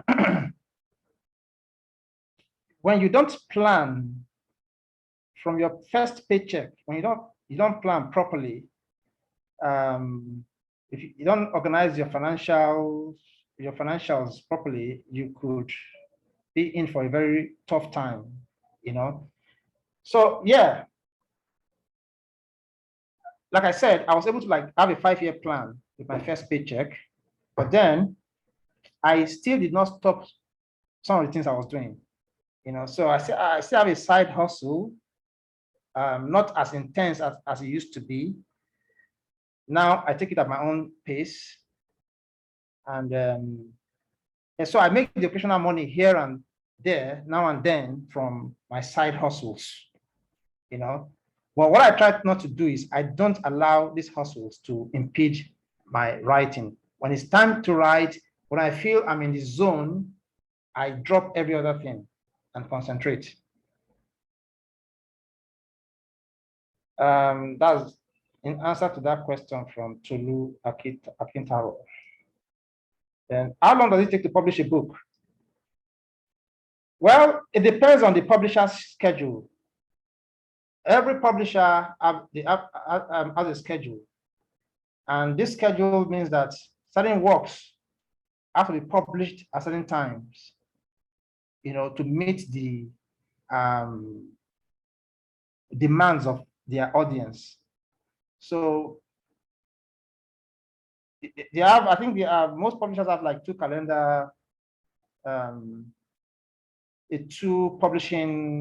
yearly publishing calendars or whatever. So they'll publish in February, maybe three. February, publish in August, some will publish in September or towards the end of the year. So if you submit your book, for example, now, we are in September now, and they say, oh, we like your book, want to publish your book. Most likely, it might not be published until late next year or early 2022. So it could take from 1 year to 2 years or even more. So from the time I signed my first publishing deal in 2015, I think I signed in September or so, thereabout, and my book came out the following year, August. So that was less than 1 year. So it depends on the publisher, it depends on their schedule, it depends on the plans they have for the book in question. That's an answer to the question from David Clark.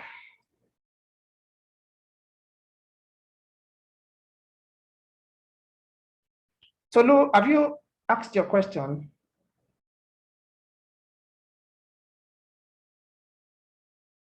Somebody says Tolu has his hand up or something.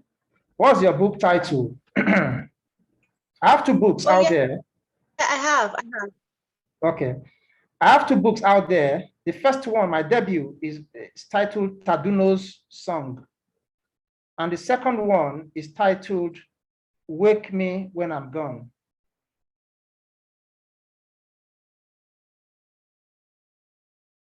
First one is Taduno's Song, Taduno,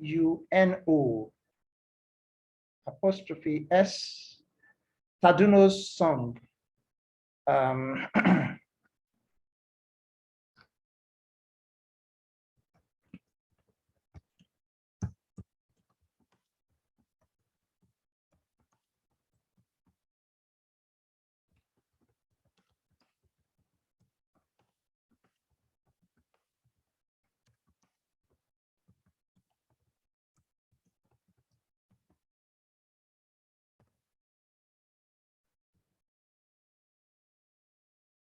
So that's oh,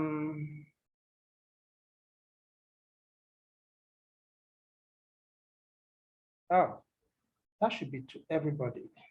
So this, what is the book title? Just the copy.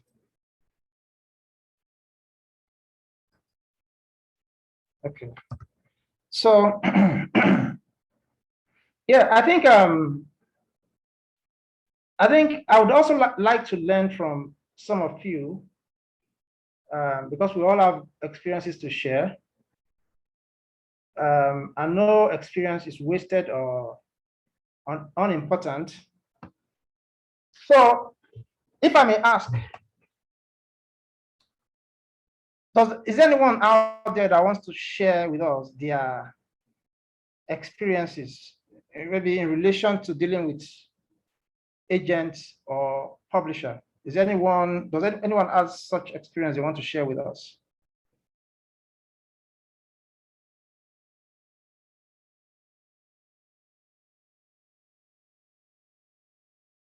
Or has anyone sent out their books, their stories to any agent, any publisher? Okay, so our session is ending by 1 p.m., I'm told. So I think we're out of time. Tenny?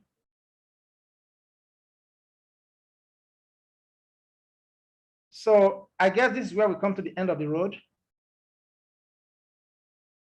Hello? Yes. Yeah, so for this first session, because we want to have a break between this one and the next one, which starts at 1:30, and we don't want to give people go to their screens for 4 hours straight, or let's say 3 hours 30 minutes. Okay. So, but if you'll be open to it, if you'd be open to people reaching out to you, you could share maybe your email address so that they can have even one-on-one sessions with you. If you feel like you may have the time for that is Odafe, so they can ask you some more questions directly. That would be okay. So I'll just post my email address here. Let's see.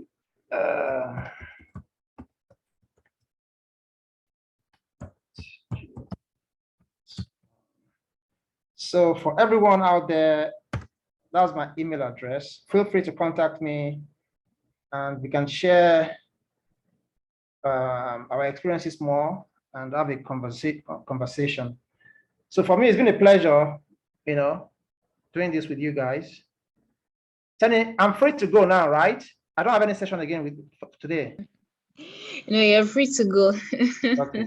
Thanks a lot. Thank you so much, everyone. Odafe. Thank you so much. And I hope much. you enjoyed yourself. I hope you've learned some things from this. And like I said, we can keep it up and connect, and would have a richer experience with time. Thanks. Thank you. Thank you. And to everyone, Thank you so much, Odafe. I learned a lot. My pleasure. Thanks. Thank you so much. The next session will be starting at 1:30. So we can you can decide to stay on the link, or you can rejoin at 1:30. So speak about the shorter forms of writing, which may sometimes be easier to break into versus trying to get your novel published as the long-term goal. So thank you again to Odafe. My pleasure, Tony. Bye-bye. Thank you. Bye-bye.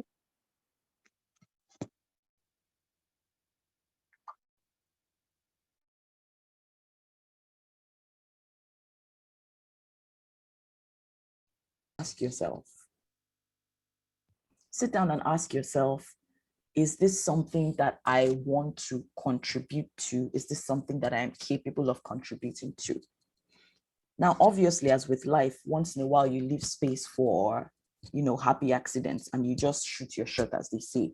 But I think fundamentally, if you want to become someone who earns actively from writing, you have to specialize. And the only way you can specialize is by writing for people who like what you have to offer them. So if you are a fiction writer and you see a call for submission centering on feminism among African women, if you want to explore the subject of feminism in African women, that's fantastic. But if you are not willing to write a non-fiction story, please don't email them and think that your pitch is going to be so phenomenal that they're going to break all their rules.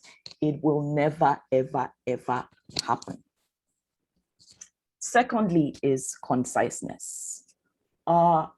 Sometimes people get overexcited when they're sending out pitches, and they end up writing half of the piece as a pitch. A pitch is not the work itself. A pitch is you selling your idea and selling yourself. Those are the two most important things. Now, one of the participants here said editors are always trying to get people with experience. That's not always the case. You know, I didn't have that much experience when I started writing for international publications. As long as you have a healthy sample, it doesn't matter, except for maybe, because honestly, if they want people with experience, they already have the networks and they will look for you themselves. But if they put a call out to the public, they understand that it's not everybody who would have written for New York Times and Granta and all of those fancy publications. So you have to be able to sell your idea clearly, and you have to be able to sell yourself and your talents clearly. And you can do this if you do it concisely. So I say concise in that you're going to use 3 to 4 paragraphs. We will explore that later in one of my sample pitches for a piece that got commissioned literally like 30 minutes after I had submitted it. You have to know what you want to talk about. The third thing editors want, referring to the person who was, you know, talking about experience in general, is they do want to be able to see that you can do this, that you are going to be able to write this piece. Sometimes people don't have publication credits, but you do have a body of work. So when you send a pitch, you can attach something that you've written before. If it's related to the subject, perfect. But if it's not, but it shows your skill as a writer, fine. Don't send a long sample. No one's going to read your 4,000 word piece. Send a sample that's 700 words. You know, so you type the pitch out in the email, then you attach the sample. Make sure the sample shows your ability to write in the style that they like. That's why you should go to their website and read those pieces. It doesn't have to be 100% in alignment. And again, it doesn't have to be exclusively about the subject matter, but there has to be some correlation between the style that they like, the style that they adopt, and the style that you adopt. I say this because in my very first job for a magazine, I struggled quite a bit. I had come from academic writing and I had written for my school magazine as an opinion editor. So I was very good at, you know, personalizing my pieces. But I was writing for a publication that didn't personalize pieces. You know, they wrote about other people and the focus was always on them. Like they didn't care about my personal opinions. So it was a bit of a tough transition at the beginning for me because I took everything personally. I took it as an insult on my skills. I was like, how dare you? Everyone's been telling me how I'm such a brilliant writer, and yet you're telling me that this is not. So just don't take it personally. If you can write, you can write. More often than not, your skills are interdisciplinary. They can translate from one subject matter to another. You know, not all, you know, obviously not the case all the time. I'm not a good poet. But for the most part, with prose, if you are good at one form, chances are you can be good at another form. Data. I said data because sometimes we pitch to, some of you here write nonfiction, and some of you here want to write about history. If you're going to write a piece that is on an important social issue or human interest issue, data really, really helps to sell your case. So if you can get statistics that matter to the subject you're trying to convey, and of course, this is only with regards to nonfiction, by the way, you don't need that for fiction. Please share data in your pitch. You just need 1 or 2 lines maximum. And please share relevant data. A good rule of thumb is 5 to 10 years, and 10 years is pushing it. Let's try to stick to 5 years. If you can share data that's relevant to the subject you want to write about over the past 5 years, it helps to sell your case stronger. A catchy title. I feel like that is pretty self-explanatory. You know, if you want to write the most interesting, the most brilliant, the most profound piece in the world, you kind of need to have a title that hooks people, you know? You don't have to overthink it, but just pay it some consideration. Because when you send the email to the editor or when you submit on Submittable, usually the title is the first thing they see. When they open that email, the title is the headline. And if you can seduce them with that, it makes your case much easier. Finally, if you are going to write about people, it helps to tell them about the sort of people you want to write about. Again, this is on a case-by-case basis, obviously. This doesn't apply to fiction, doesn't apply to poetry. But if you want to talk about migration, the exodus of doctors from Nigeria, it will help if you indicate briefly that these are the people you've already talked to, or these are the people that you intend to talk to. Does anyone have any questions, please? I can't see all your hands right now because I'm sharing my screen. So just feel free to unmute your microphone and ask me any questions that you have. Or if there's anything that you feel like I should repeat again. Is that Tesse whose hand is up, or was that from the last time? I think it might have been from the last time, but regardless, I was curious about the idea of like how exactly you kind of structure the pitch in terms of what you include in the 3 to 4 paragraphs that you're sending, and that is it. I guess that's the actual pitch, right? Yes. Not whatever you're sending, No. kind of a supplementary piece. Yeah. Yes, it is the actual pitch. I'm going to, there's further down the slide, I've copied and pasted something I wrote that is 4 paragraphs, and we can call it the anatomy of a pitch. Okay, so now what do you think editors, based on what we've just discussed, what do you think editors absolutely do not want to see in a pitch?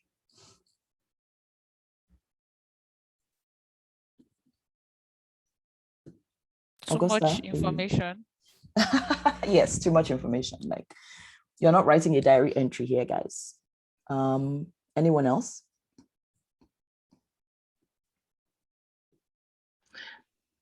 Do they not want to see like proof of, your experience in the subject, or, you like your qualifications or something? They don't want to see any of that? Or would that be helpful? It can help, but honestly, that's where your sample speaks for itself.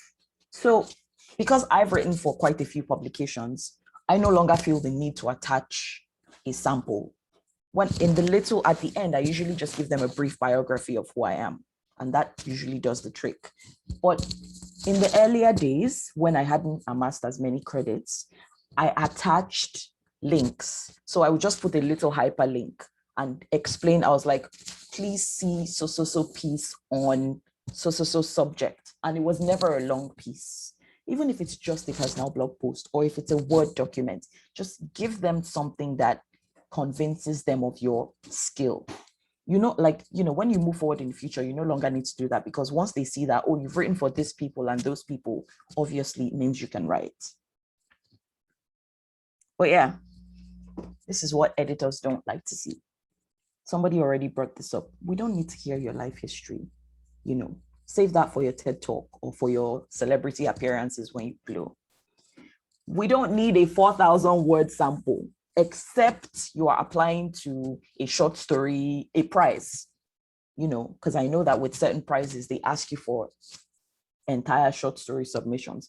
But unless they specifically ask for a sample that long, please do not send anybody a very long sample.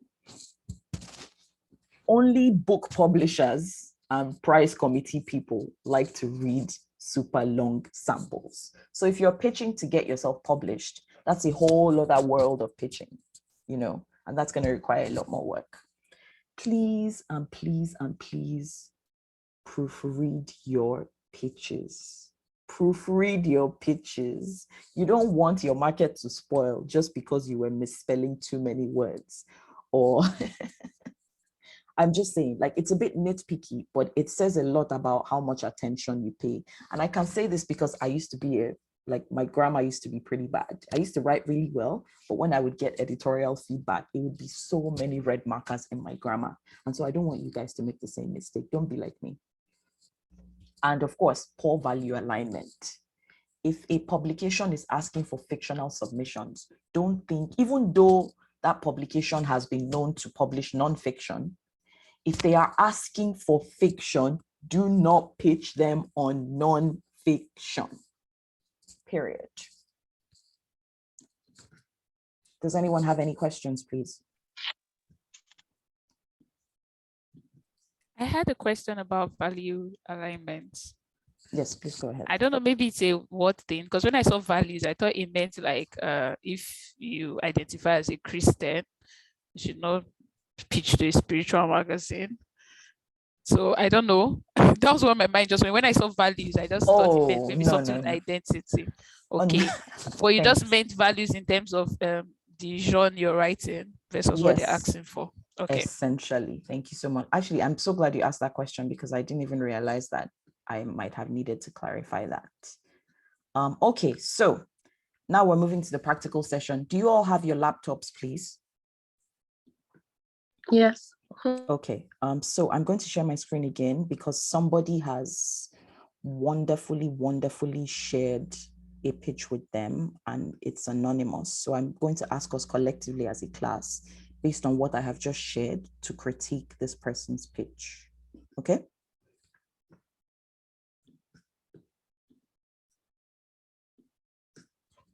All right.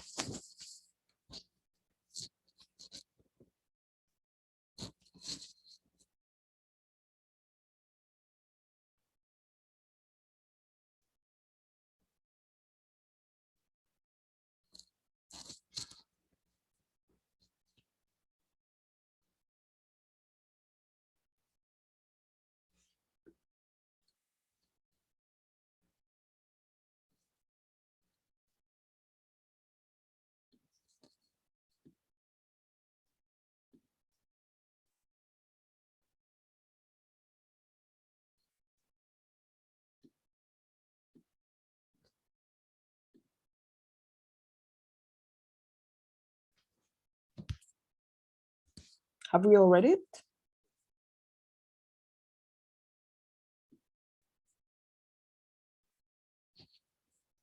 Do we have any thoughts on it?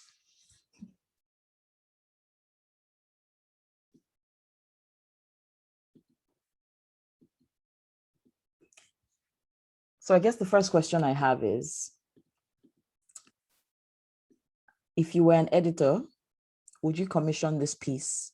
I want everyone to reply with a yes or a no. I will start from, I can't see your names when I'm sharing my screen. So will you all answer in the chat box, please, and tell me if you will commission this piece based on this pitch?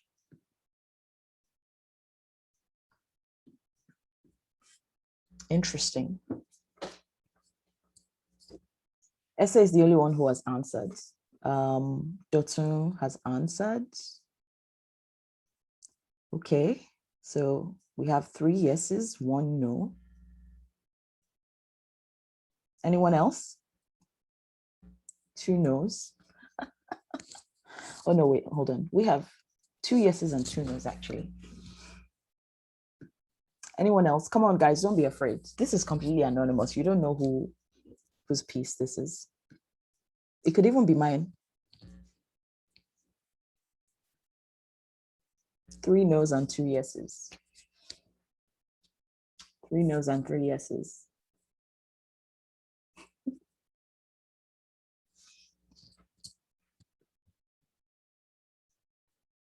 Anyone else? Okay, so Dotun, can you tell us why you will not commission this piece?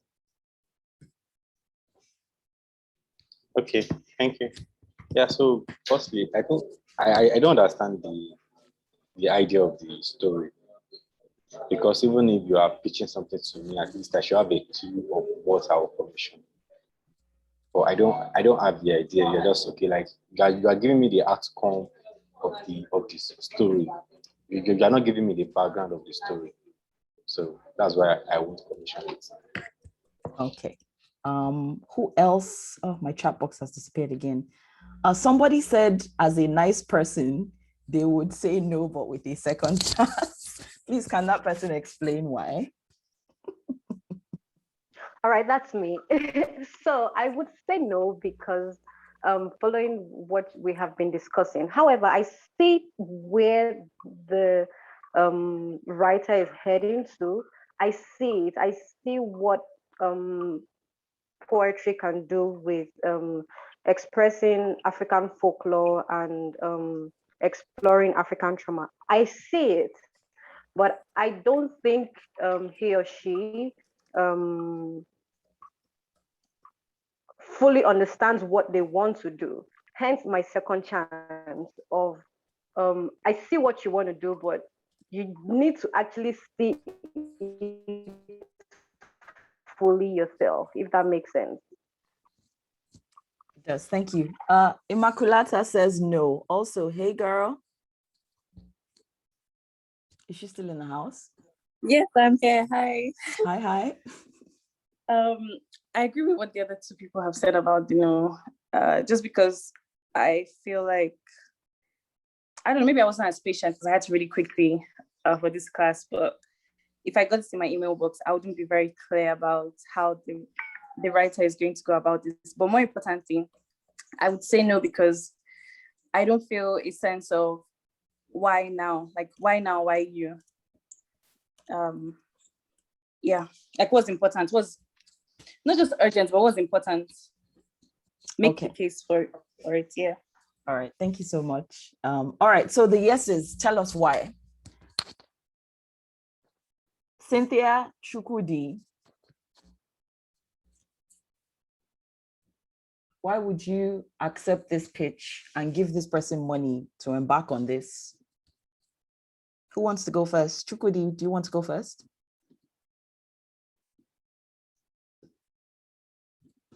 Is he still in the house? Cynthia, would you like to tell us why?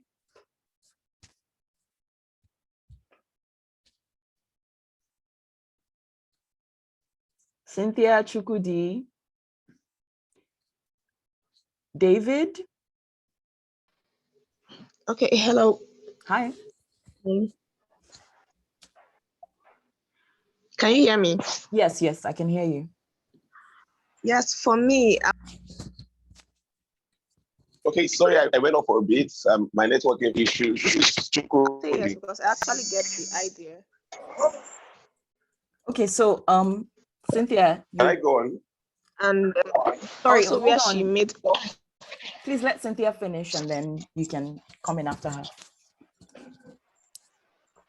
Also, I like where the person made reference to like previous works the person has done. Like person realizes that there's their works in alignment with this kind of topic that she's pitching to the agent or publisher.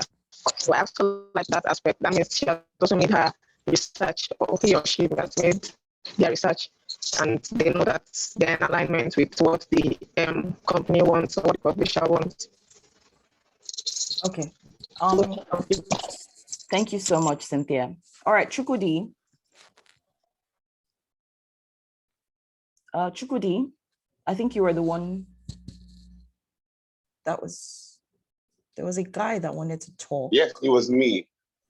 Hi. It was me. It was Chukwudi. Yeah.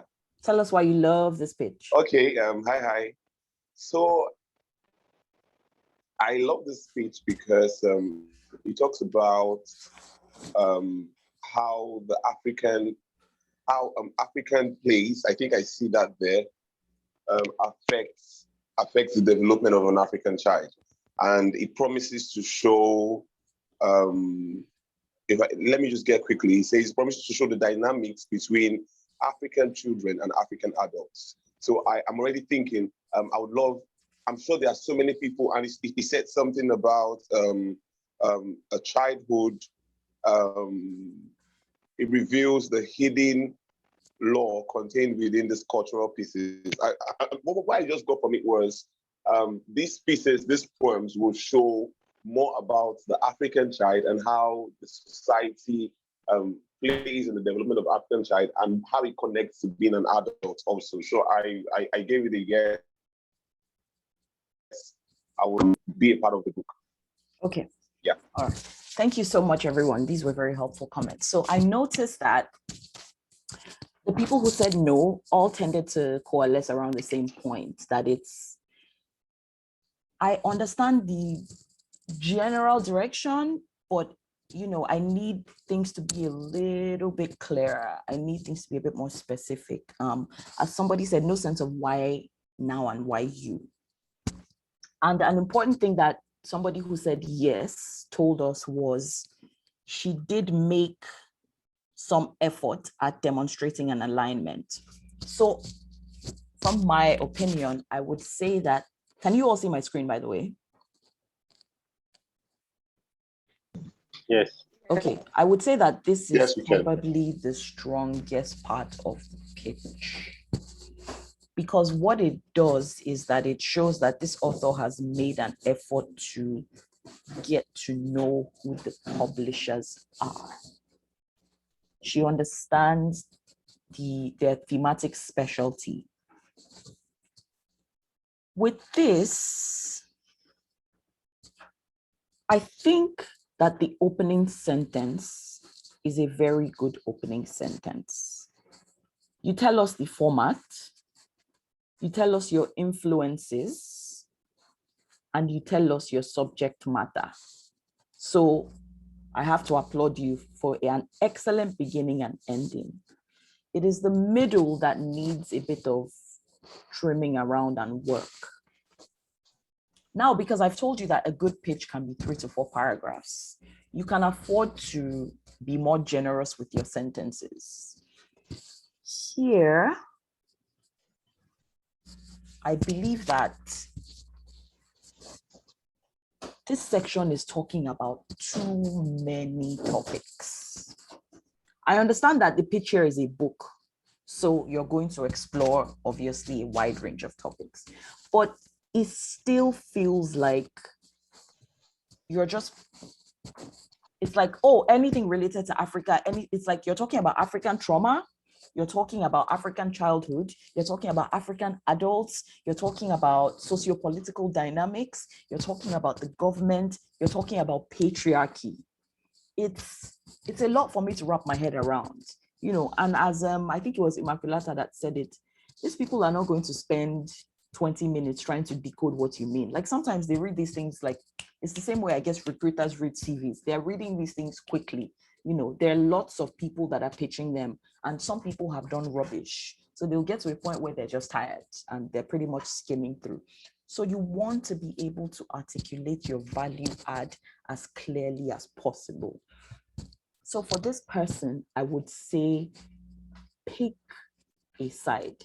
Are you going to talk about childhood, and are you going to talk about adulthood? I know that you are linking connections, but you do have to focus more on one side, and so that is the side that you should put in their faces. You say, I want to talk about factors prevalent in cultural norms, or say something like factors that affect collective values on child rearing in Africa and how they affect young people in adulthood. So we've localized it a little bit. We're still talking about Africa, but we're saying, how do society's values, or even more importantly, tell us what specific values in society, because values are very widespread.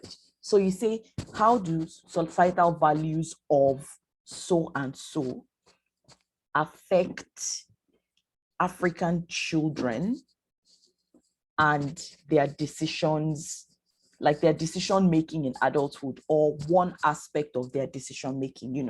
How does it affect them professionally? How does it affect them personally? How does it affect their marriages? How does it affect their interpersonal relationships? Just something, anything. Does anyone have any questions? Does this all make sense to you all, by the way?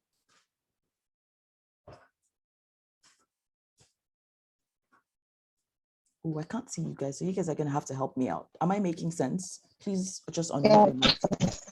Does anyone have any questions so far?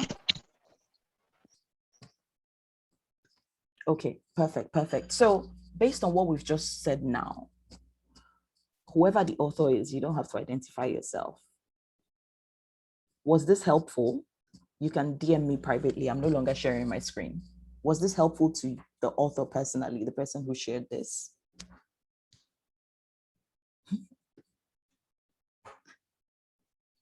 All right, we have one more piece, but this person actually added their name.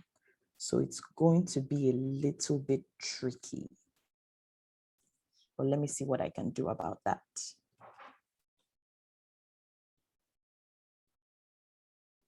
So this person did quite the opposite.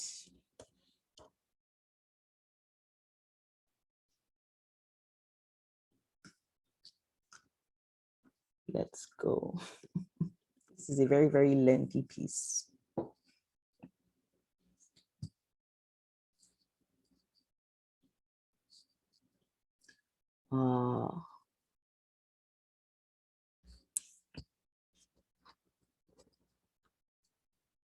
If anyone can't see the whole thing, please let me know.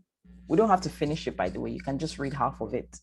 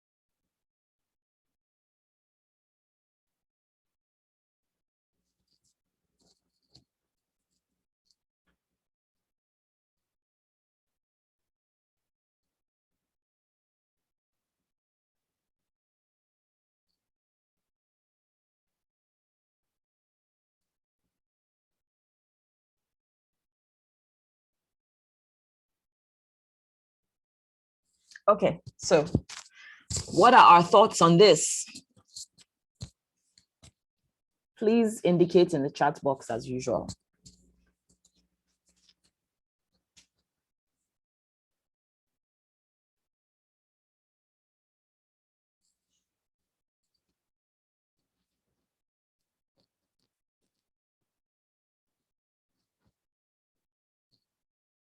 You know what? That's a good question. I can't tell. Yeah, it looks like a sample. It looks like a sample, but I can't tell if it's nonfiction, fiction, autofiction.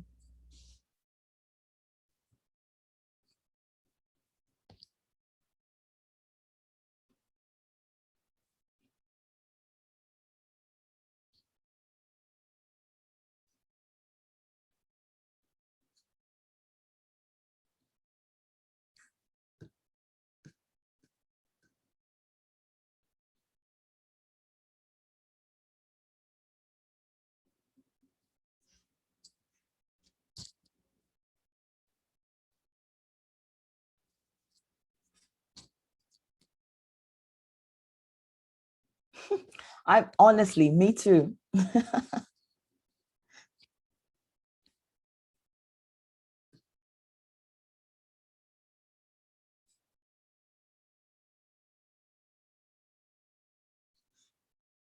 So if we had to course correct this author, I guess the first thing we would say is, just based on the rules of pitching, I would not be able to accept this because you give me a sample, not a pitch. Secondly, it is not clear what the format of the story is, because by starting by I, you kind of think, oh, this is a personal essay, but the story is so fantastical, you have to wonder if there's no element of fiction in it. Thirdly, if I were to judge this purely as a sample of anything, I think the story is the strongest part of it. So congratulations to this person, because that's usually one of the hardest things to crack. The story is strong, it's compelling, it's exciting. But when you get into the finer details, it does need a lot of work, to be honest. The tenses are off. There are a few punctuation problems. And let's just say, if this piece got accepted, you would spend a lot of time working with the copy editor, if that makes sense. Does anyone else have any feedback that they would like to contribute to this piece?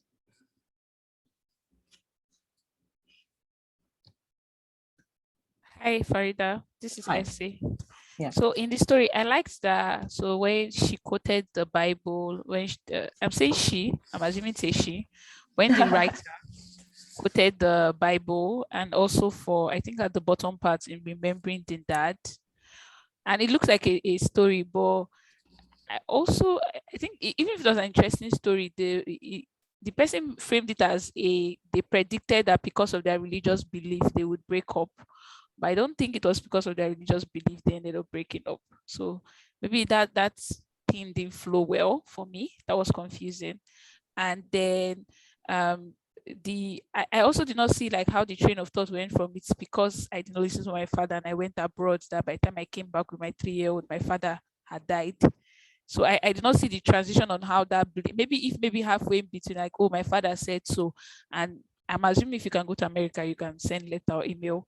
So it's not like the connection was, I don't know, that thing also got confusing. But as a story, it was very entertaining. Like, they're toasting you met in school, that kind of thing. But yeah, I think that's what I have to say. I agree. So I'm glad that this person submitted this sample, because it brings us to the next stage of things. We're going to discuss formatting a little bit, because this piece has a lot of formatting problems. So now, we're not talking about pictures, we're talking about the actual story, the sample. And apologies to the poet in the house, because I know that this rule doesn't apply to poetry.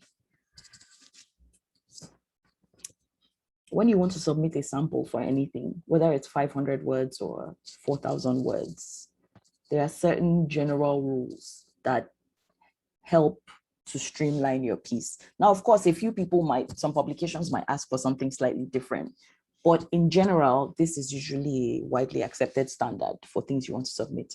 Or you don't have to write it down, guys. I'll email you a link to it. It's okay. Yeah, I can send you a link to this if you like. That's perfectly fine. But I just wanted us to go through it a little bit before we go back to practical. Is there any part in this that any of you feel like you need extra clarification on?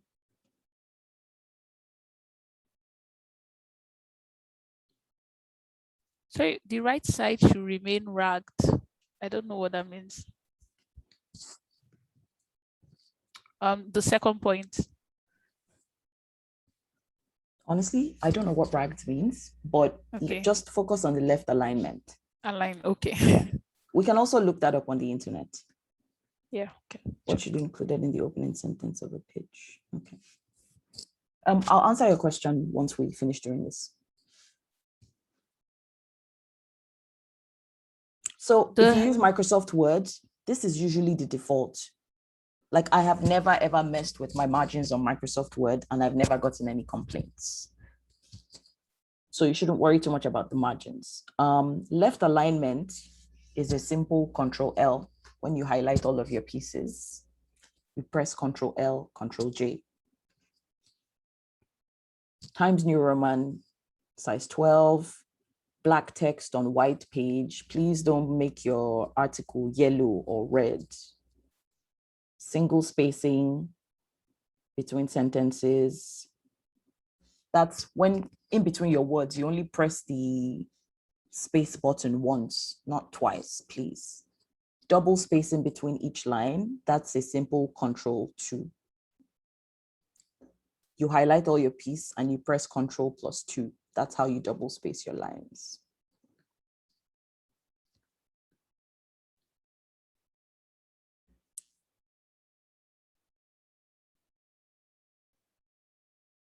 but I will send you guys the link to this so you can look at it based on what it is you're trying to submit.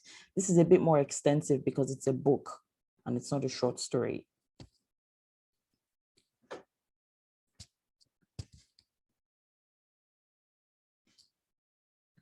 Sorry, Oh, what is yes. the upper left that's being referred to here?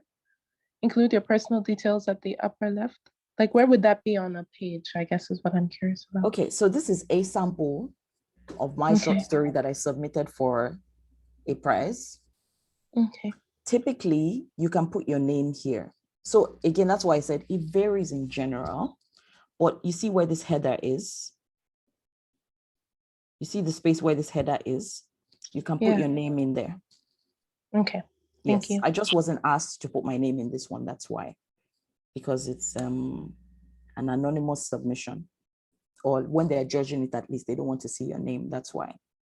So ideally, this is what your stuff, at the most basic level, this is what it should look like. This is a short story sample that I submitted for consideration for funding.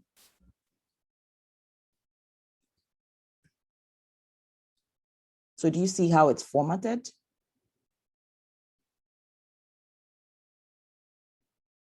And then usually, I don't know if I did this for this piece, but usually, because yes, you should always indicate that it is the end of something, because sometimes people submit half of a chapter. They don't submit the whole chapter. So you should be able to indicate, or if they ask you to submit more than one sample, just make sure that there is something that indicates that this is the final full stop. Any questions?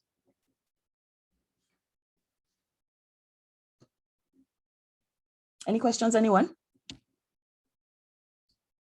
Okay. I see some questions in the chat. Yeah, someone said, I'm surprised that it doesn't want to be justified. Me too, I'm surprised that wasn't on that. But in general, please justify your pieces. Anything you write, whether it's fiction, whether it's memo in the office, just please justify. It just makes things look neater. All right. So we've just used up the first hour. Do you guys want to take a very short break, or do you want to just continue? And then maybe we can wrap up like 10 minutes early. Which one do you prefer?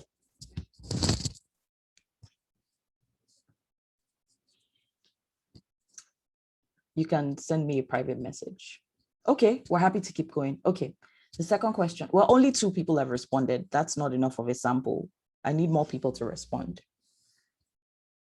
Okay, that's 3, 4. Okay, thank you guys. I feel flattered. Thank you. My market is selling. Now,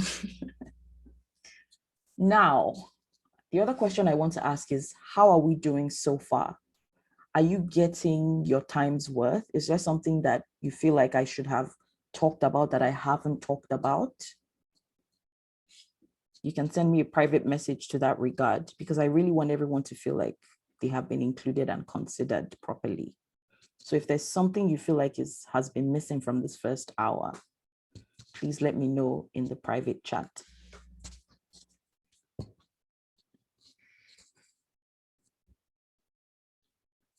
Give it a second. I'm glad you brought that up. We actually were going to do that in the final 30 minutes. Yes, I have assignments for you people. This is a very hands-on class, absolutely. So before we do that, I would like to share with you my own sample pitch, and then you guys can tear it apart. Deal? Okay. Dun, dun, dun. I'm very tempted to say, please be kind, but you know what? Don't be kind. Drag me as much as you can. Let's go.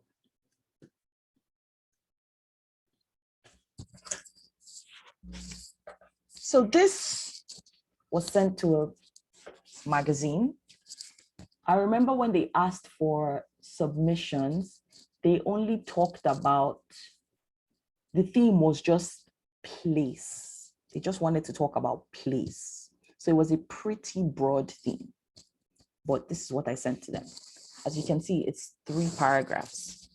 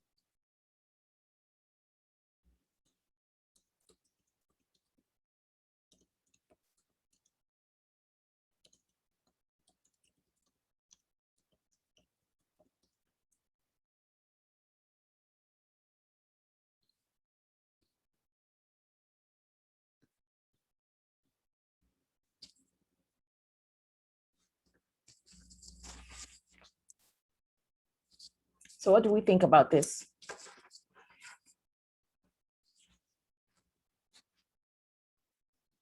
Okay, can I go? Absolutely.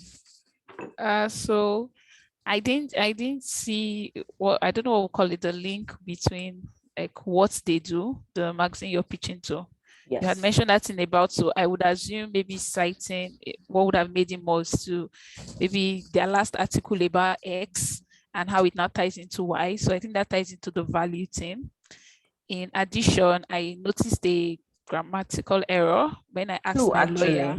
There were two. Okay, the one I noticed was when I asked my lawyer, B said, I'm assuming it's he or she or they, that one. And so that was what I noticed like as the minuses. There's but also as the this pluses, as a grammatical error. Okay.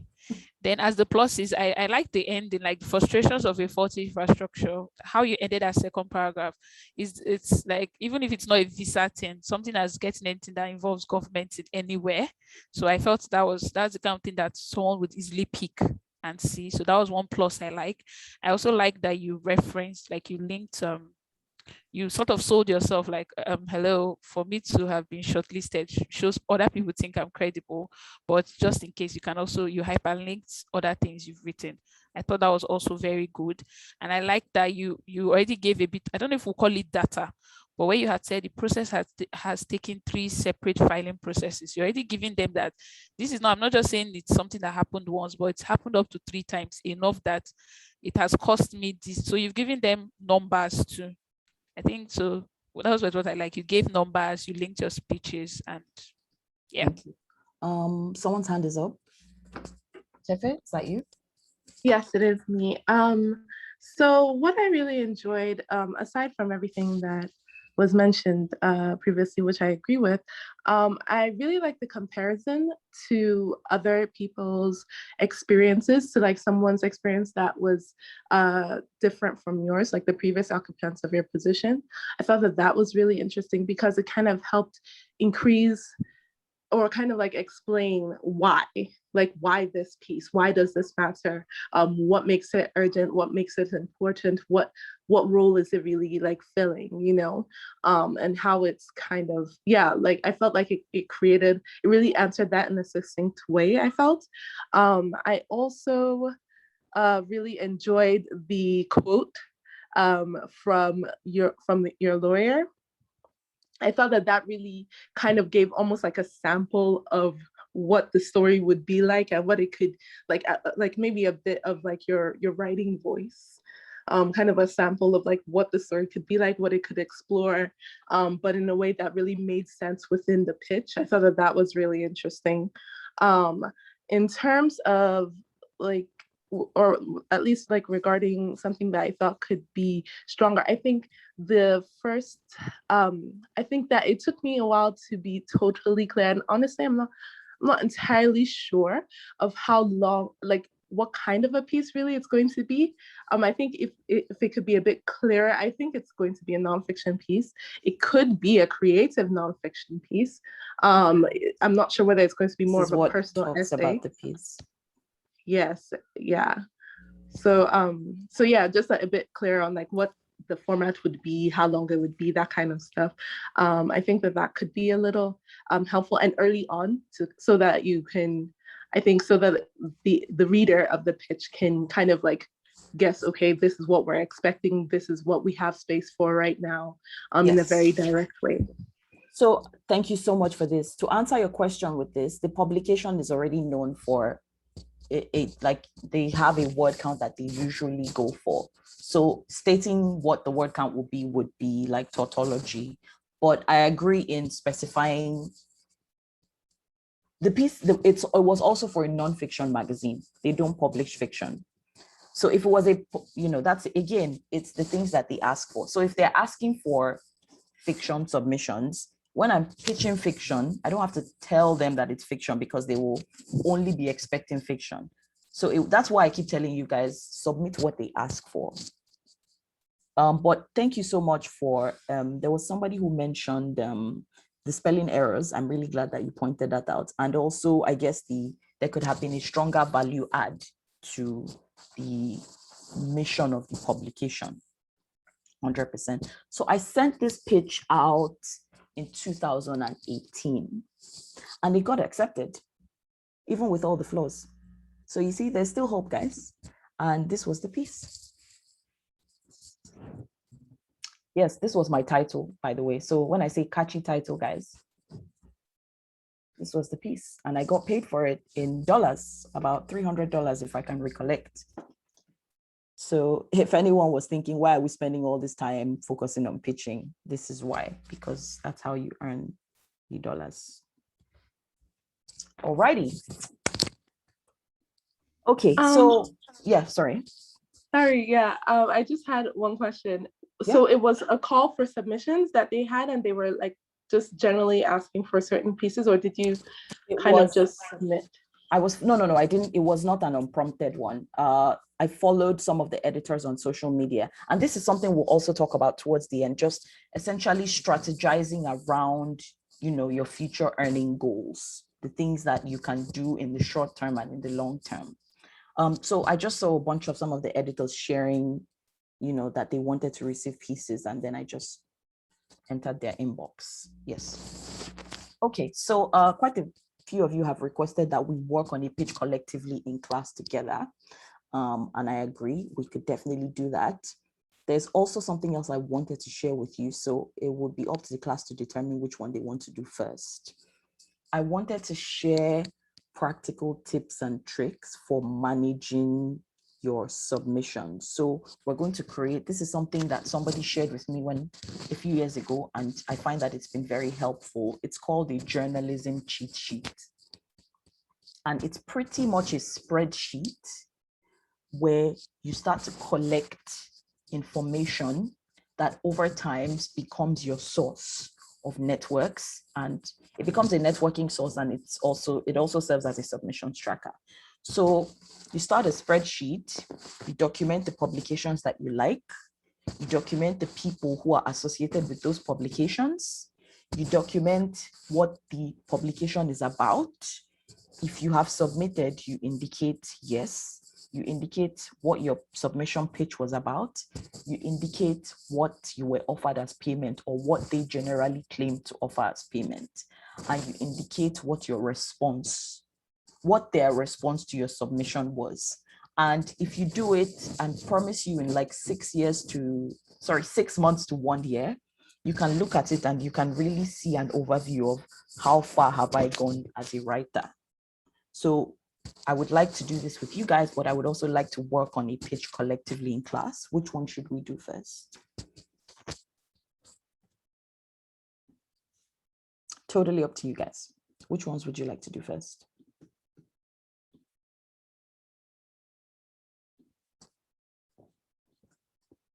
You can indicate, okay, one person has said cheat sheet. Who else?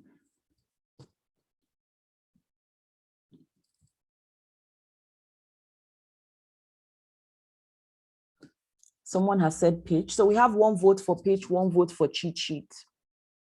2 votes for cheat sheet, 1 vote for pitch.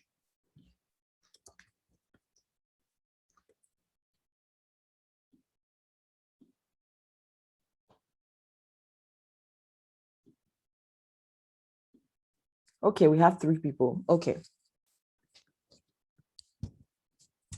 All right. We'll do cheat sheet, but we won't take too much time on it. We'll spend just a little bit of time on it, and then we can work on the pitch properly.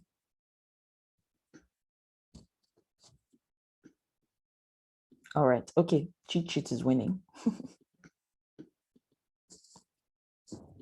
Okay, so a few years ago, when I was wallowing in the wilderness, a very kind journalist friend sent this to me. So this is the very first draft of what he sent to me, but I have my own personal cheat sheet and I've sort of modified it over time. But this is a rough draft. So these are publications arranged in alphabetical order. These are the contact people. Some of them are editors-in-chief, some of them are commissioning editors, etc. These are their contact information, and this is what they like to read, or this is what they like to commission. Well, this sheet is like more than 5 years old. Now that we're in 2021, what I would suggest that you all add social media handles of the publications, add the social media handles of the publications, add contact people, add social media handles of the contact people, add this section of what they're looking for, add base pay. Something called a base pay is what you think they pay or what you've heard that they've paid other people in the past. And you can actually just email them, by the way. You can send these editors a DM, and many of them are very happy to answer you. Then you track your submission by saying, I submitted this on, what's today's date? 27th September 2021. The day you submitted, the day you got feedback, I got feedback on October 19th, 2021. Was it a yes or a no? Period. Is that straightforward enough for you guys? Do you want us to build a class cheat sheet right now? I'm going to start one on Google Sheets, and then I'll just share it with all of you on your email addresses so you can all just add to it over time. Okay. Does anyone else want us to build a class cheat sheet? And then we go straight to the pictures and we wrap up. Okay, let's do it. Okay, guys, yeah. 1 second. Open Sheets. Let's call it, there we go.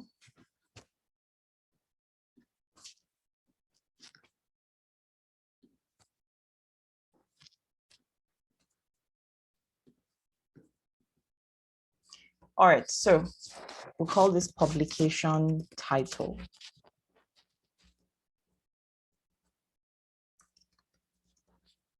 Social media handle.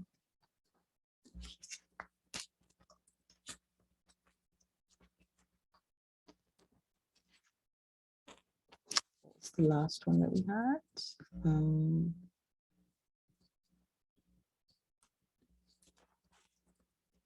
Mission.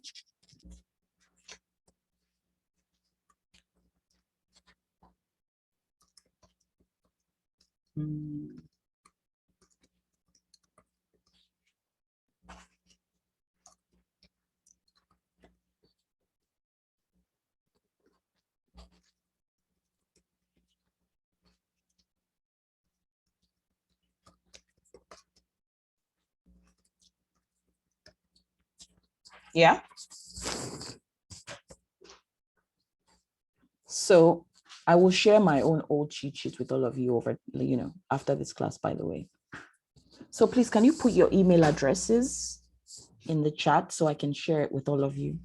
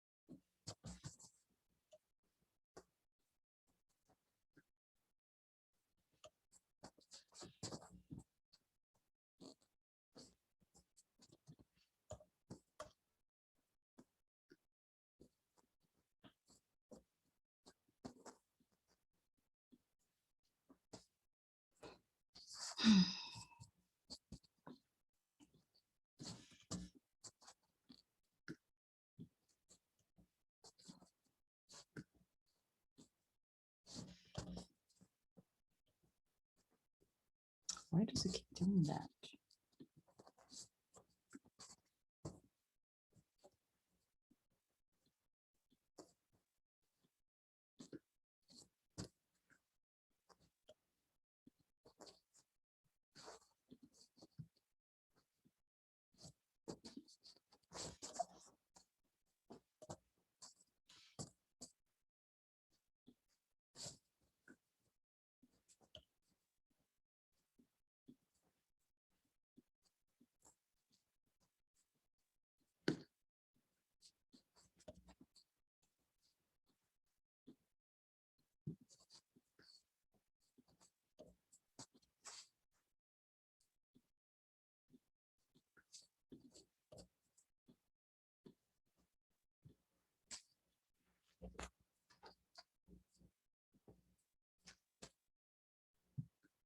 Oh, good.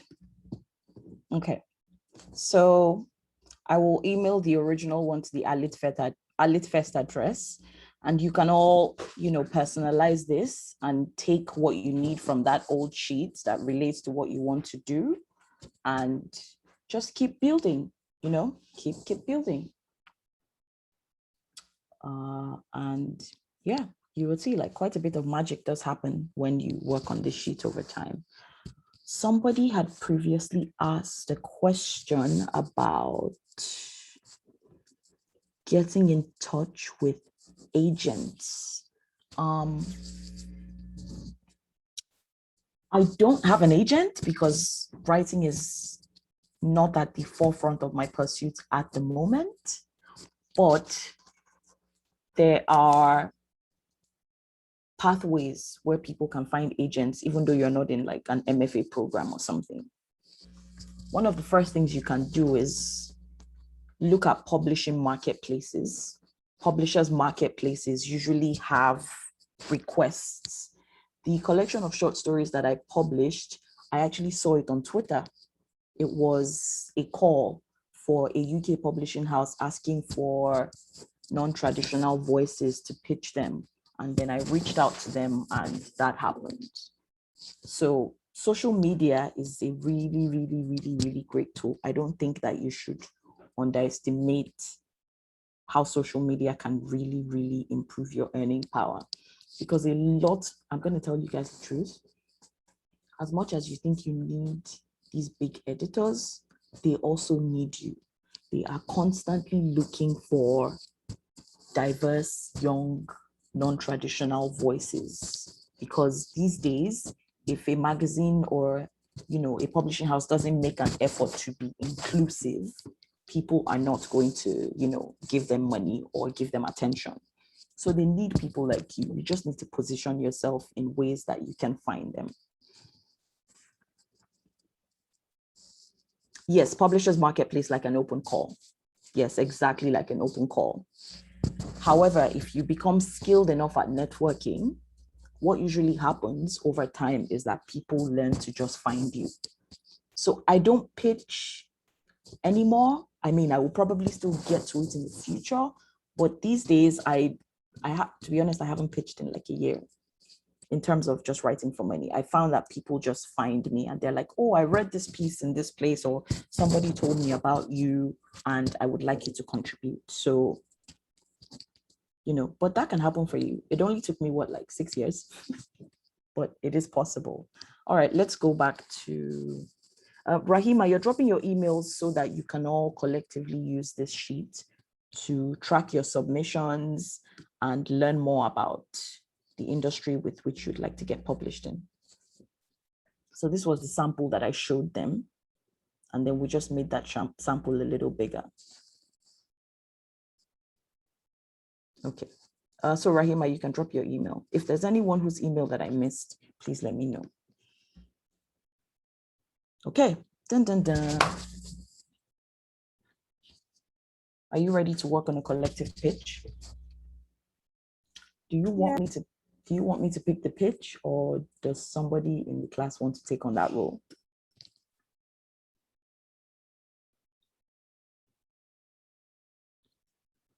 Because I'm going to give you guys a super random pitch, extremely random one.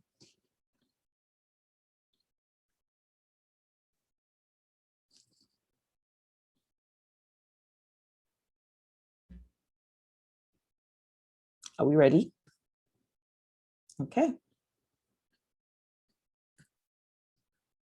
Dun, dun, dun. So I subscribe to a newsletter called Tian Needs. And I think every 2 weeks, she curates a list of publications that ask for submissions. And so this is one of the opportunities she shared.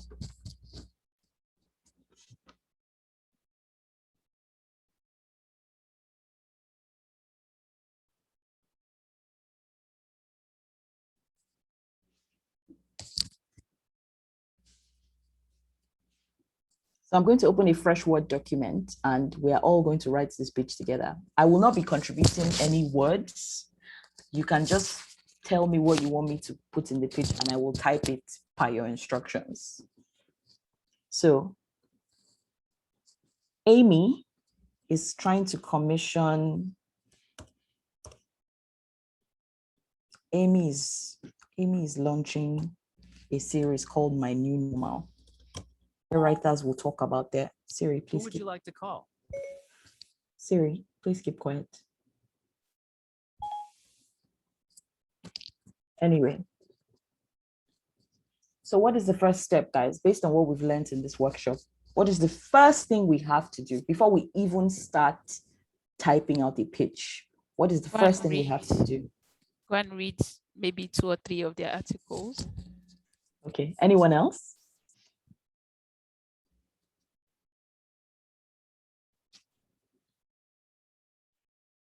Anyone else? What else do we need to do?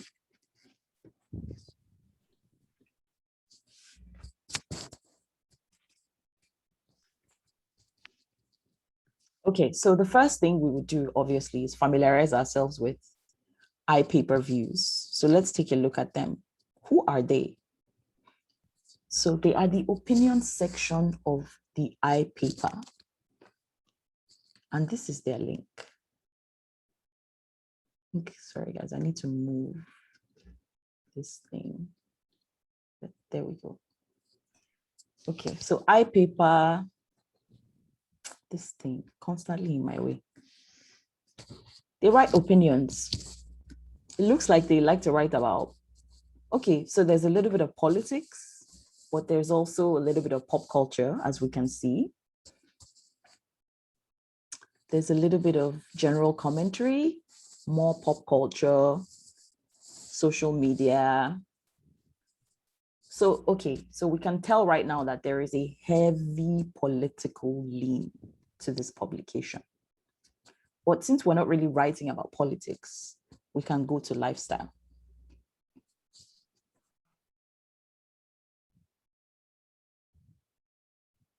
So Slack was meant to make working life easier, but it's always on demands are piling on stress. What do we think about reading this? Yeah, I say this because Slack is, a lot of people who are working from home today rely on Slack. And so it seems like a good way to make that connection.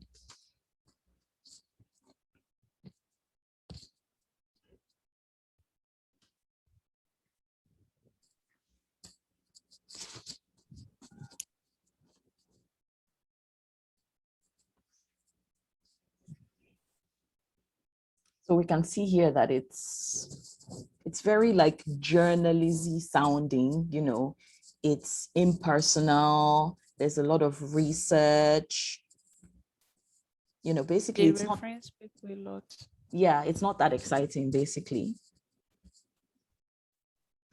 So there's a heavy journalism lean towards it. You know, it's not super personal. However, remember that, where was I? Nope. Oh, guys, where was my link? There we go. Remember though, Amy asked for opinion pieces. So we're going to go back and just read one opinion piece. And she's a Black woman.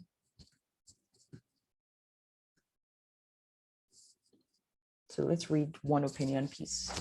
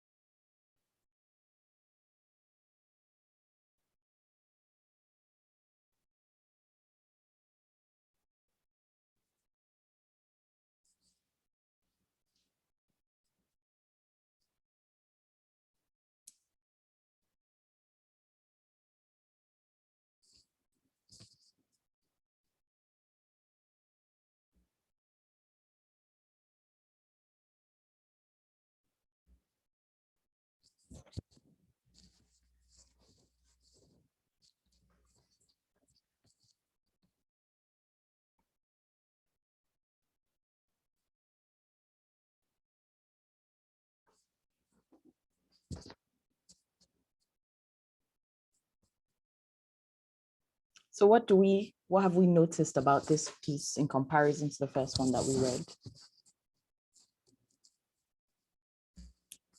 This one seems to have a very strong position as opposed to that one.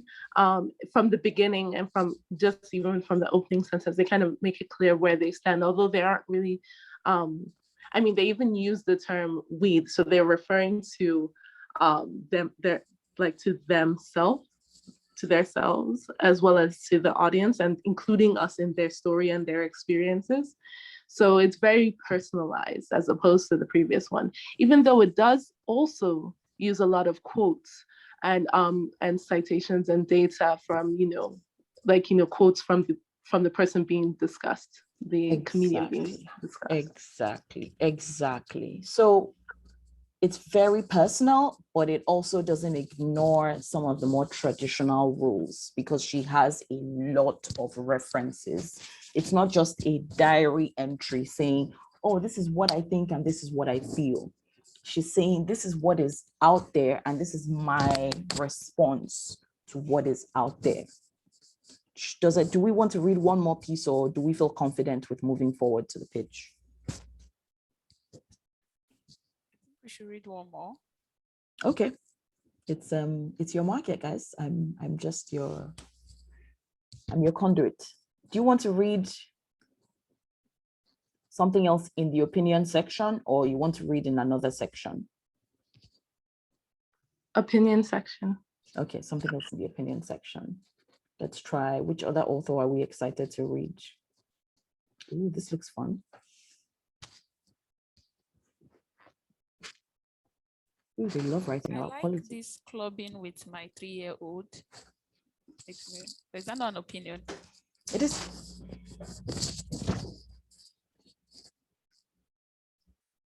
So take note of the title again, guys. Take note of the title.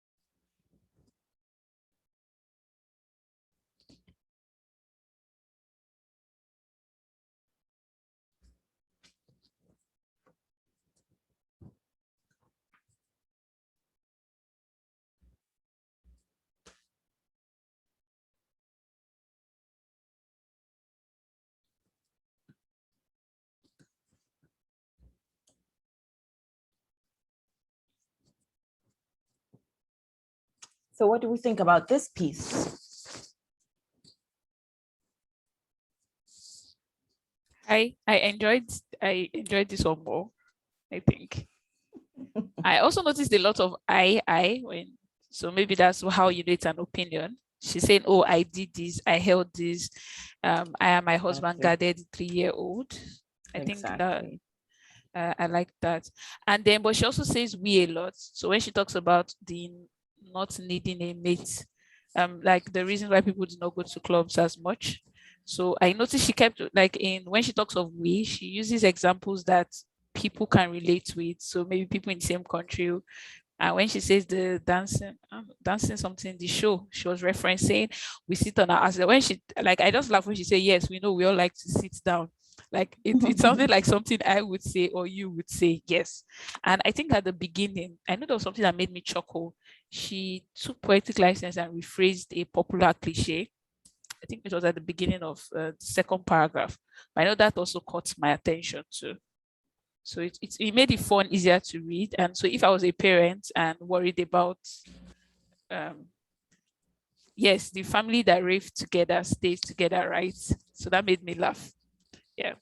So I like the use of eyes. I like that she used examples that a lot of people could relate with, and even concerns about, she already answered questions someone would ask, like, you want to take a 3-year-old to go and club? And she says, oh, she likes that there was food and she wishes there was more food. So I like, it's an opinion, but it's she's making me want to dance. Okay. All right. Does anyone else have an opinion? So what do we think about the general language? I know we've mentioned that they use a lot of eyes, but across the 3 pieces that we explored, what can we say about the tone of this publication? It's definitely more journalistic. Just in general, it is, even when they're talking about something, I mean, I feel like in a lot of ways, this was like far to the extreme for them. Like this last piece that we read, it was very much about her own, recounting her own personal experiences, even though she still incorporated that data. She used that, her experience kind of as a touch point and a structure for the piece. But Yes. even then, it still had like a reporting quality to it. And I think that that's kind of like the general tone in this paper, in this publication. Exactly. So they even share samples of some of the pieces they have commissioned under this series, My New Normal. So someone talks about gardening, someone talks about football training, someone talks about losing their hair. So are we ready? How would we start this pitch? What would we like to pitch about to this section? Hobbies, habits, and routines you've adapted or adopted in lockdown. I'm going to give us 2 minutes, no, actually 1 minute and 30 seconds to think about one thing we would like to write about. Hey Siri, set timer for 90 seconds. 1 minute and 30 seconds, starting now. You can just share your ideas with me via DM, private message or something, or with the whole group if you're comfortable.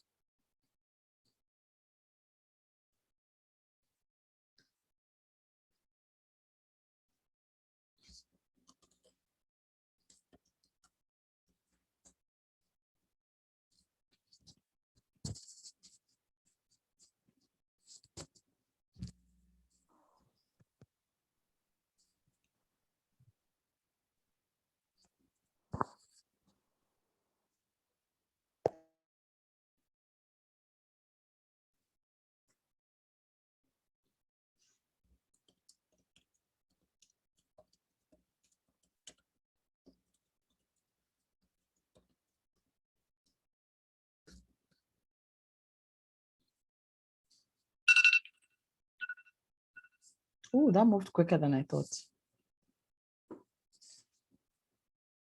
Okay, so one person has pitched something. Does anyone else have any thoughts? Tess is not going to carry this workshop on her head, guys. I'm gonna need more people to shoot I their had shots. another pitch. What was that? Oh, okay. I think, I don't know if it falls under as a habit, but I'm someone that's always liked colors. But until lockdown, because I knew I was working remotely, I got to experience a lot with colors. Like I was dyeing my hair almost every month So and would doing you, my nails. So I let me don't know what that interrupt will you a fall little bit. under. You have to write that as a sentence to me in the chat. Okay. So So I see the wires are moving in your head. What's up? What's up? What pitch are you thinking about? Okay, can we talk? Or we Of need course, to write it down? Rahima, write it down, please. Like Okay, in I'm the writing chat. it down. Okay, I have it on paper here. So I want to read it out. Is that okay? Can you put it in the chat? Because we have 20 minutes left, so we actually have to. Okay, I'll I put want to it. type out the pitch for you all.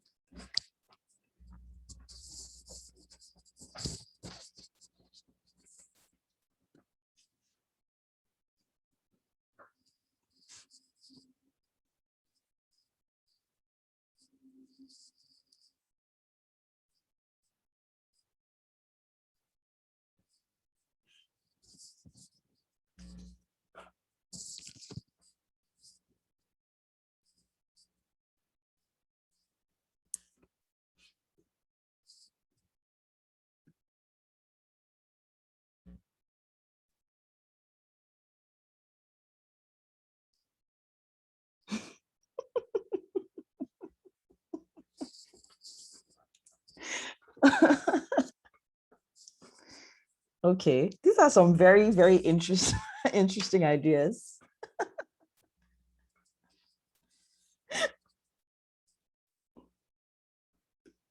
Okay, so we have three. Rahima, we're going to wait for you to still share yours, right?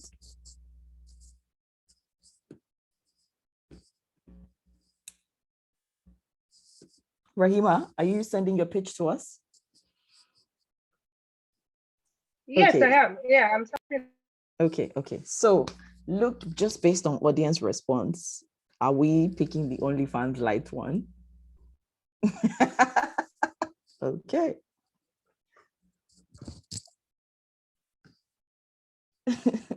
All right then. Oh God, this copy and paste function is so, won't stress me out. All right then. So how do we turn this into 3 paragraphs of brilliance? Who wants to take a first stab?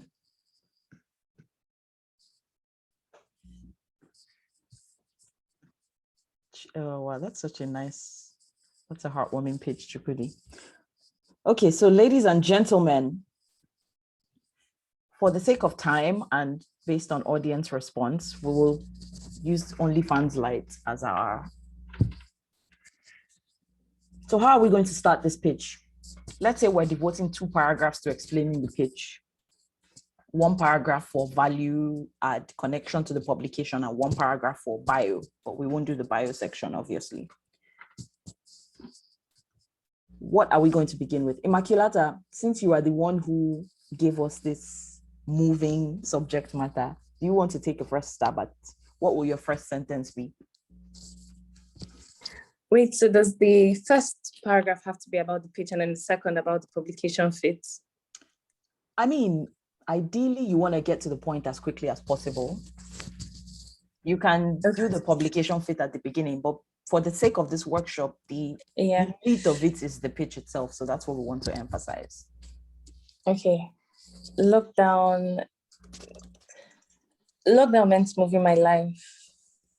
Meant building community, like finding another way to build community, which is online, right? And dancing on Instagram fulfilled different functions. Should I keep going? Yeah, let's hear it. There's no judgment here. Yeah, so there's the function of community, right? There was the function of play, which you kind of couldn't get as much, seeing as lots of places were closed. And then there was the function of desire, because lockdown also meant that there was no clubbing per se. And just being able to use your body in that way, there were more restrictions on that.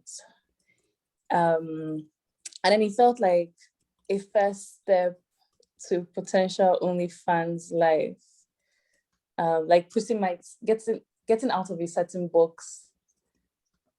And OnlyFans was important because the economy was also shit, and I was looking for alternative sources of income. Wait, sorry, can you say that again? OnlyFans was an aspiration rather, because the economy was shit because of COVID, and I was exploring all sorts of alternative sources of income. So this was like a, practice.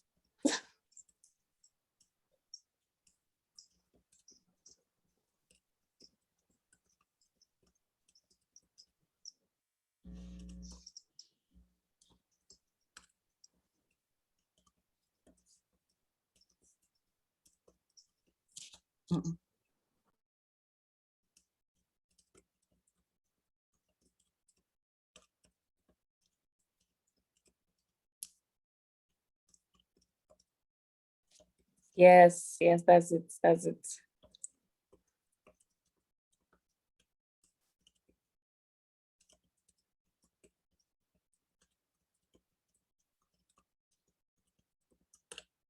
So what do we think of this, and how do we improve upon it? You've already written it now. It doesn't look like... I was just following Immaculata's instructions. This is so hot tip. Your first draft is almost never your best, especially one that we did with like the time constraints that we have. So I would never encourage someone to just hit send after, like, we haven't even looked at it for grammatical errors, nothing. We haven't looked at it for structure. So how are we going to improve on this pitch?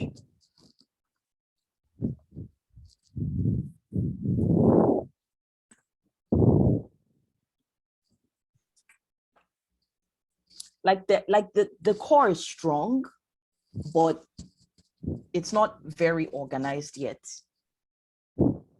because we've talked about desire about 2 to 3 times, which is a lot. So we have to find a way to arrange it so we don't give everything away at the beginning and then leave nothing at the end. So any tips based on the instructions that I have delivered in this class? How can we improve this pitch? So I think that I actually really like that first sentence, or like what was maybe that, or is that the title? Because I felt like it was very eye-catching and it really kind of gives you a strong sense. Yes, exactly. I think this would be a good subtitle. So you see when you read the articles, like that section after the title, and then you see something in italics before the piece starts. Yes, so this would be a good subtitle. Yes, that makes sense. Yeah. So yeah, I think that's important. I also think that maybe finding out like what we need to include, like what kind of a piece it's going to be. I mean, I guess it's a nonfiction piece. You don't have to state it, but I mean, so remember in the pitch she already specified pretty clearly that it's for something called my new normal. Which, okay, where writers will be telling us. So anybody who wants to pitch outside this, trailer is going to jam them. So can we, for example, state routine? Or like, I feel even from this pitch here, the one word of it has to be added in, like a new habit or a new routine I developed. I feel it should be in the somewhere, I don't know, in the structure, just so if someone is reading it fast, if we assume, so they're seeing it and they know that you're talking about your new normal. So lockdown, I don't know. That makes sense. Robbed us of our routine. Yes, exactly. robbed us of familiar routines.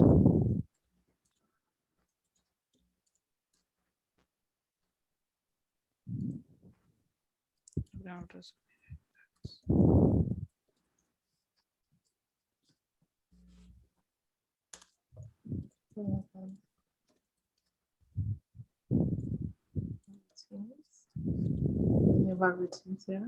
Yeah. All right, so be telling me something.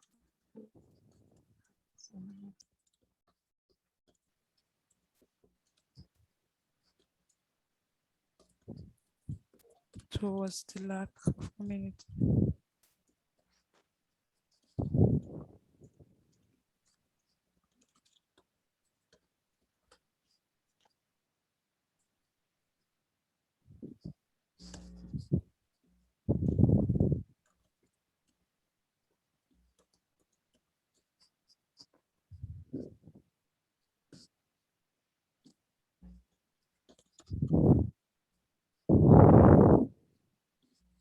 What do we think about this?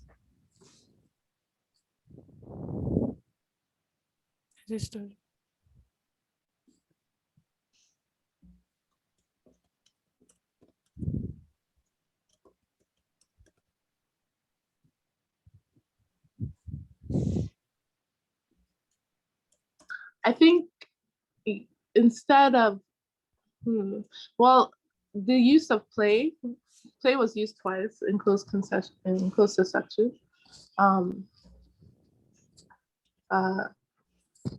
Constituted or influenced a crucial role. The global lockdown. Remember, this is your pitch. You can change anything you want.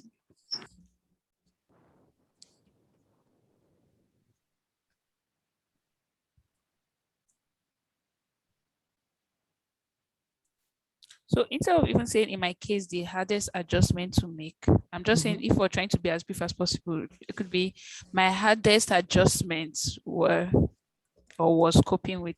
I don't know. My hardest adjustments was maybe not in having to cope or coping with the loss of community. I feel it makes for a more succinct statement. I don't know. So are we removing play or are we adding play? And the chance to play and the chance to dance. Because you can still dance, but you're not dancing publicly. So I think we have to put that like, and the chance to play publicly. Then, or to dance publicly, I don't know. We have to put that you're still doing, but it's not more public, which is why. Guys, who wants to help her? Who wants to carry this for her?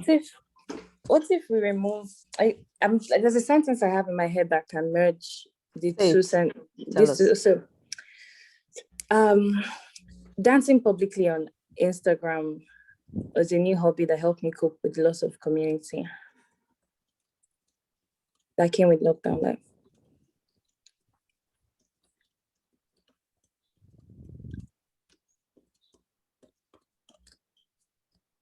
Where does this go in the sentence?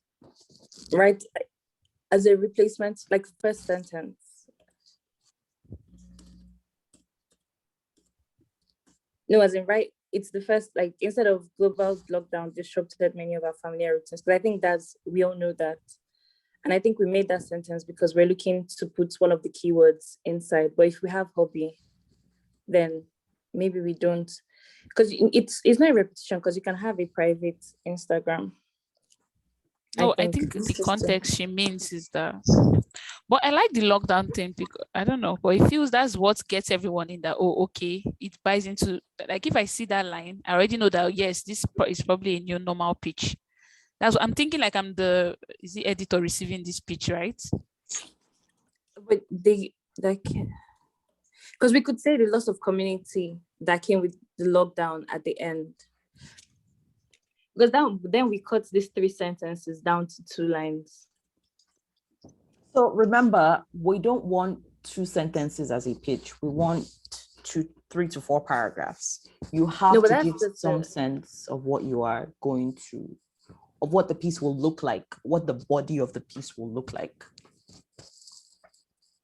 Sorry, you were saying something? I was just saying that for the first, I was just saying that for the first line, like the first sentence. Okay. For the first sentence to be exactly what I'm talking about, instead of yet another contextual sentence. I feel like this global lockdown disrupted many of our familiar routines is a contextual sentence that is not my main argument. Like it's not the thesis of this pitch. Why would you, so you don't want it to be there at all, or you want it to be somewhere else? Because there's someone else in the group who is arguing for it to be there. Yeah, for it.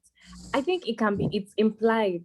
If the sentence goes, dancing publicly on Instagram is a new hobby that helped me manage the loss of community that has come with global lockdown. I think it tells you that there's a global lockdown, that there was a disruption, and that familiar routines have been disrupted. Like I've had to make a new thing. And then that relieves us of literally a sentence and a half from this first sentence, and then gives us more space to go into the play and the desire and the risk-freeness that I can talk about in this page. There's enough space for all of these because we don't even have up to 10 sentences yet. All right, ladies, anyone else? We now have 5 minutes left. Do you want me to share this on a Google? Well, I don't think you guys are probably going to. I was going to ask if you wanted me to share this with all of you. So I can't see, I think practice. We've not written. So I like that thing someone has said about why this, why now. Okay. And I don't think we've gotten that yet. So what is our why this, why now? They said we should submit now. That's why now. She asked for me. I don't know. You say, like she said here now, that my new normal. So they wanted us to say why it's our new normal. So why now is because it's our new normal. Does that work? Can I add something? I was actually Absolutely. thinking recently there was this announcement by OnlyFans that they were going to have to restructure their business model because they want to become more acceptable for public listing and stuff like that. Yes. And so because of that, of course, by becoming more accessible, they will have to kind of step away from their traditional image. And I was thinking maybe that could be why now. Like, I don't know, we kind of talk about like as a protest. So what are we going to how are we going to phrase that in 1 or 2 sentences? Maybe start off with like as a data point, following the recent announcement of of the head of the CEO, I don't know, following the recent announcement of restructuring or repositioning. I'll have to look it up to see exactly what it was. Rebranding, following the recent rebranding announcements of OnlyFans and its desire to become more, to kind of move away from its more, and its decision to move away from its more sex positive image. I think I prefer explicit or explicit image or body positive. Like body positive. Yeah. I don't know. Yeah, maybe body positive. Which is hard though. It's not easy. I don't know how. Following the recent OnlyFans announcement to move. Also because it's so short. But anyway, the point is, you're gonna get to a point where you can do this in 10 minutes. Once you pitch enough, you will, like that pitch that I shared with you, I did it in less than 10 minutes. Like I typed it out on my phone. That's probably why it had some errors. Yeah.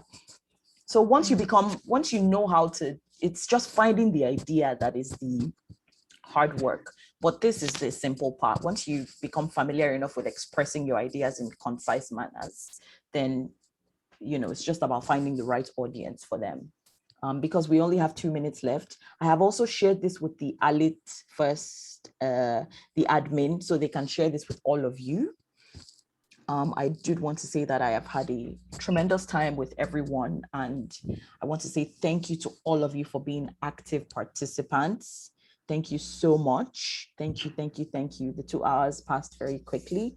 I will be available for anyone if you have personal questions separately. I won't charge you for it. If you just have, because I know that there's some of you who are not like non-fiction writers, and this workshop was very heavy on non-fiction. So for people who want to write fiction or poetry, I may not have as much advice, but I do have, you know, advice, or if not, I have people I can put you in touch with. So thank you so much for making this memorable. I hope you all had a good time. If there was anything you didn't like about it, you can email me. I don't take these things personally. Thank you to the organizers. Thank you to Tenny and her phenomenal team. And I hope that everybody has a fantastic day.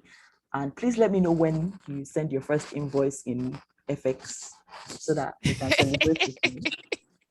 Okay, how do I connect with me? Yeah. So my Twitter handle is Political Farida, and my email address is, you already have my email address because I shared the sheet with you. All right, guys. Thank you so much. Thank you so much, Thank you so Farida. much. Thank you so much, Farida. This was great. Thank you so much, Farida. Thank everyone for participating. Thank you so Please don't much. forget, we have a creatives bootcamp coming up. You should register for that. Yeah, you stand a chance to win up to 350,000 naira in cash prizes at the end of the bootcamp when you pitch your creative ideas for projects. Please feel free to share your feedback from this workshop with us on social media using our hashtag ALITFEST21. Tag us at ALITFEST_ on Instagram and Facebook, and on Twitter you can find us at ALITFEST. Thanks so much everyone for being a part of this. I look forward to seeing you tomorrow in the poetry workshop, and subsequently the screenwriting workshop, and in the creative bootcamp. Have a great day. Sorry, question. Okay, someone says they have a question. A question. Yeah. For the boot camp, do you need to have a pitch before you can be there? For the bootcamp, Or what you if you need to do register is to send an email to elitefest@gmail.com. The email you sent your pitches for this workshop, you send an email there with the subject title being ALITFEST21 Creative Bootcamp Application. In the body of the mail, just tell us about a creative project that you're working on in one paragraph. It doesn't have to be more than one paragraph. Just talk about a creative project you are working. Okay, yeah, but you don't need to pitch. If I don't want to pitch, I can still be there, right? No, if you don't want to pitch, it's fine. But the bootcamp, we're going to have people there. It's actually a physical event. So if you sign up for the bootcamp, you get the address, yes. So you don't actually have to pitch. But what you're getting from the bootcamp is you're learning about business writing for creatives, applying for grants, how to handle your legals, how to handle your financials. So those are things you'll be learning about in the bootcamp. It's basically just getting tools that will equip you to be a more profitable creative. Yeah, okay. Thank you.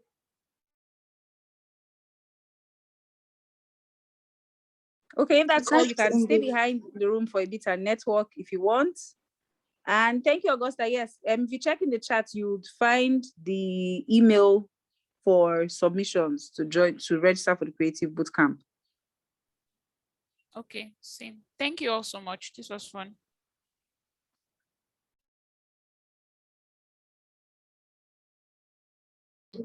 All right, bye. All right, thank you. Goodbye.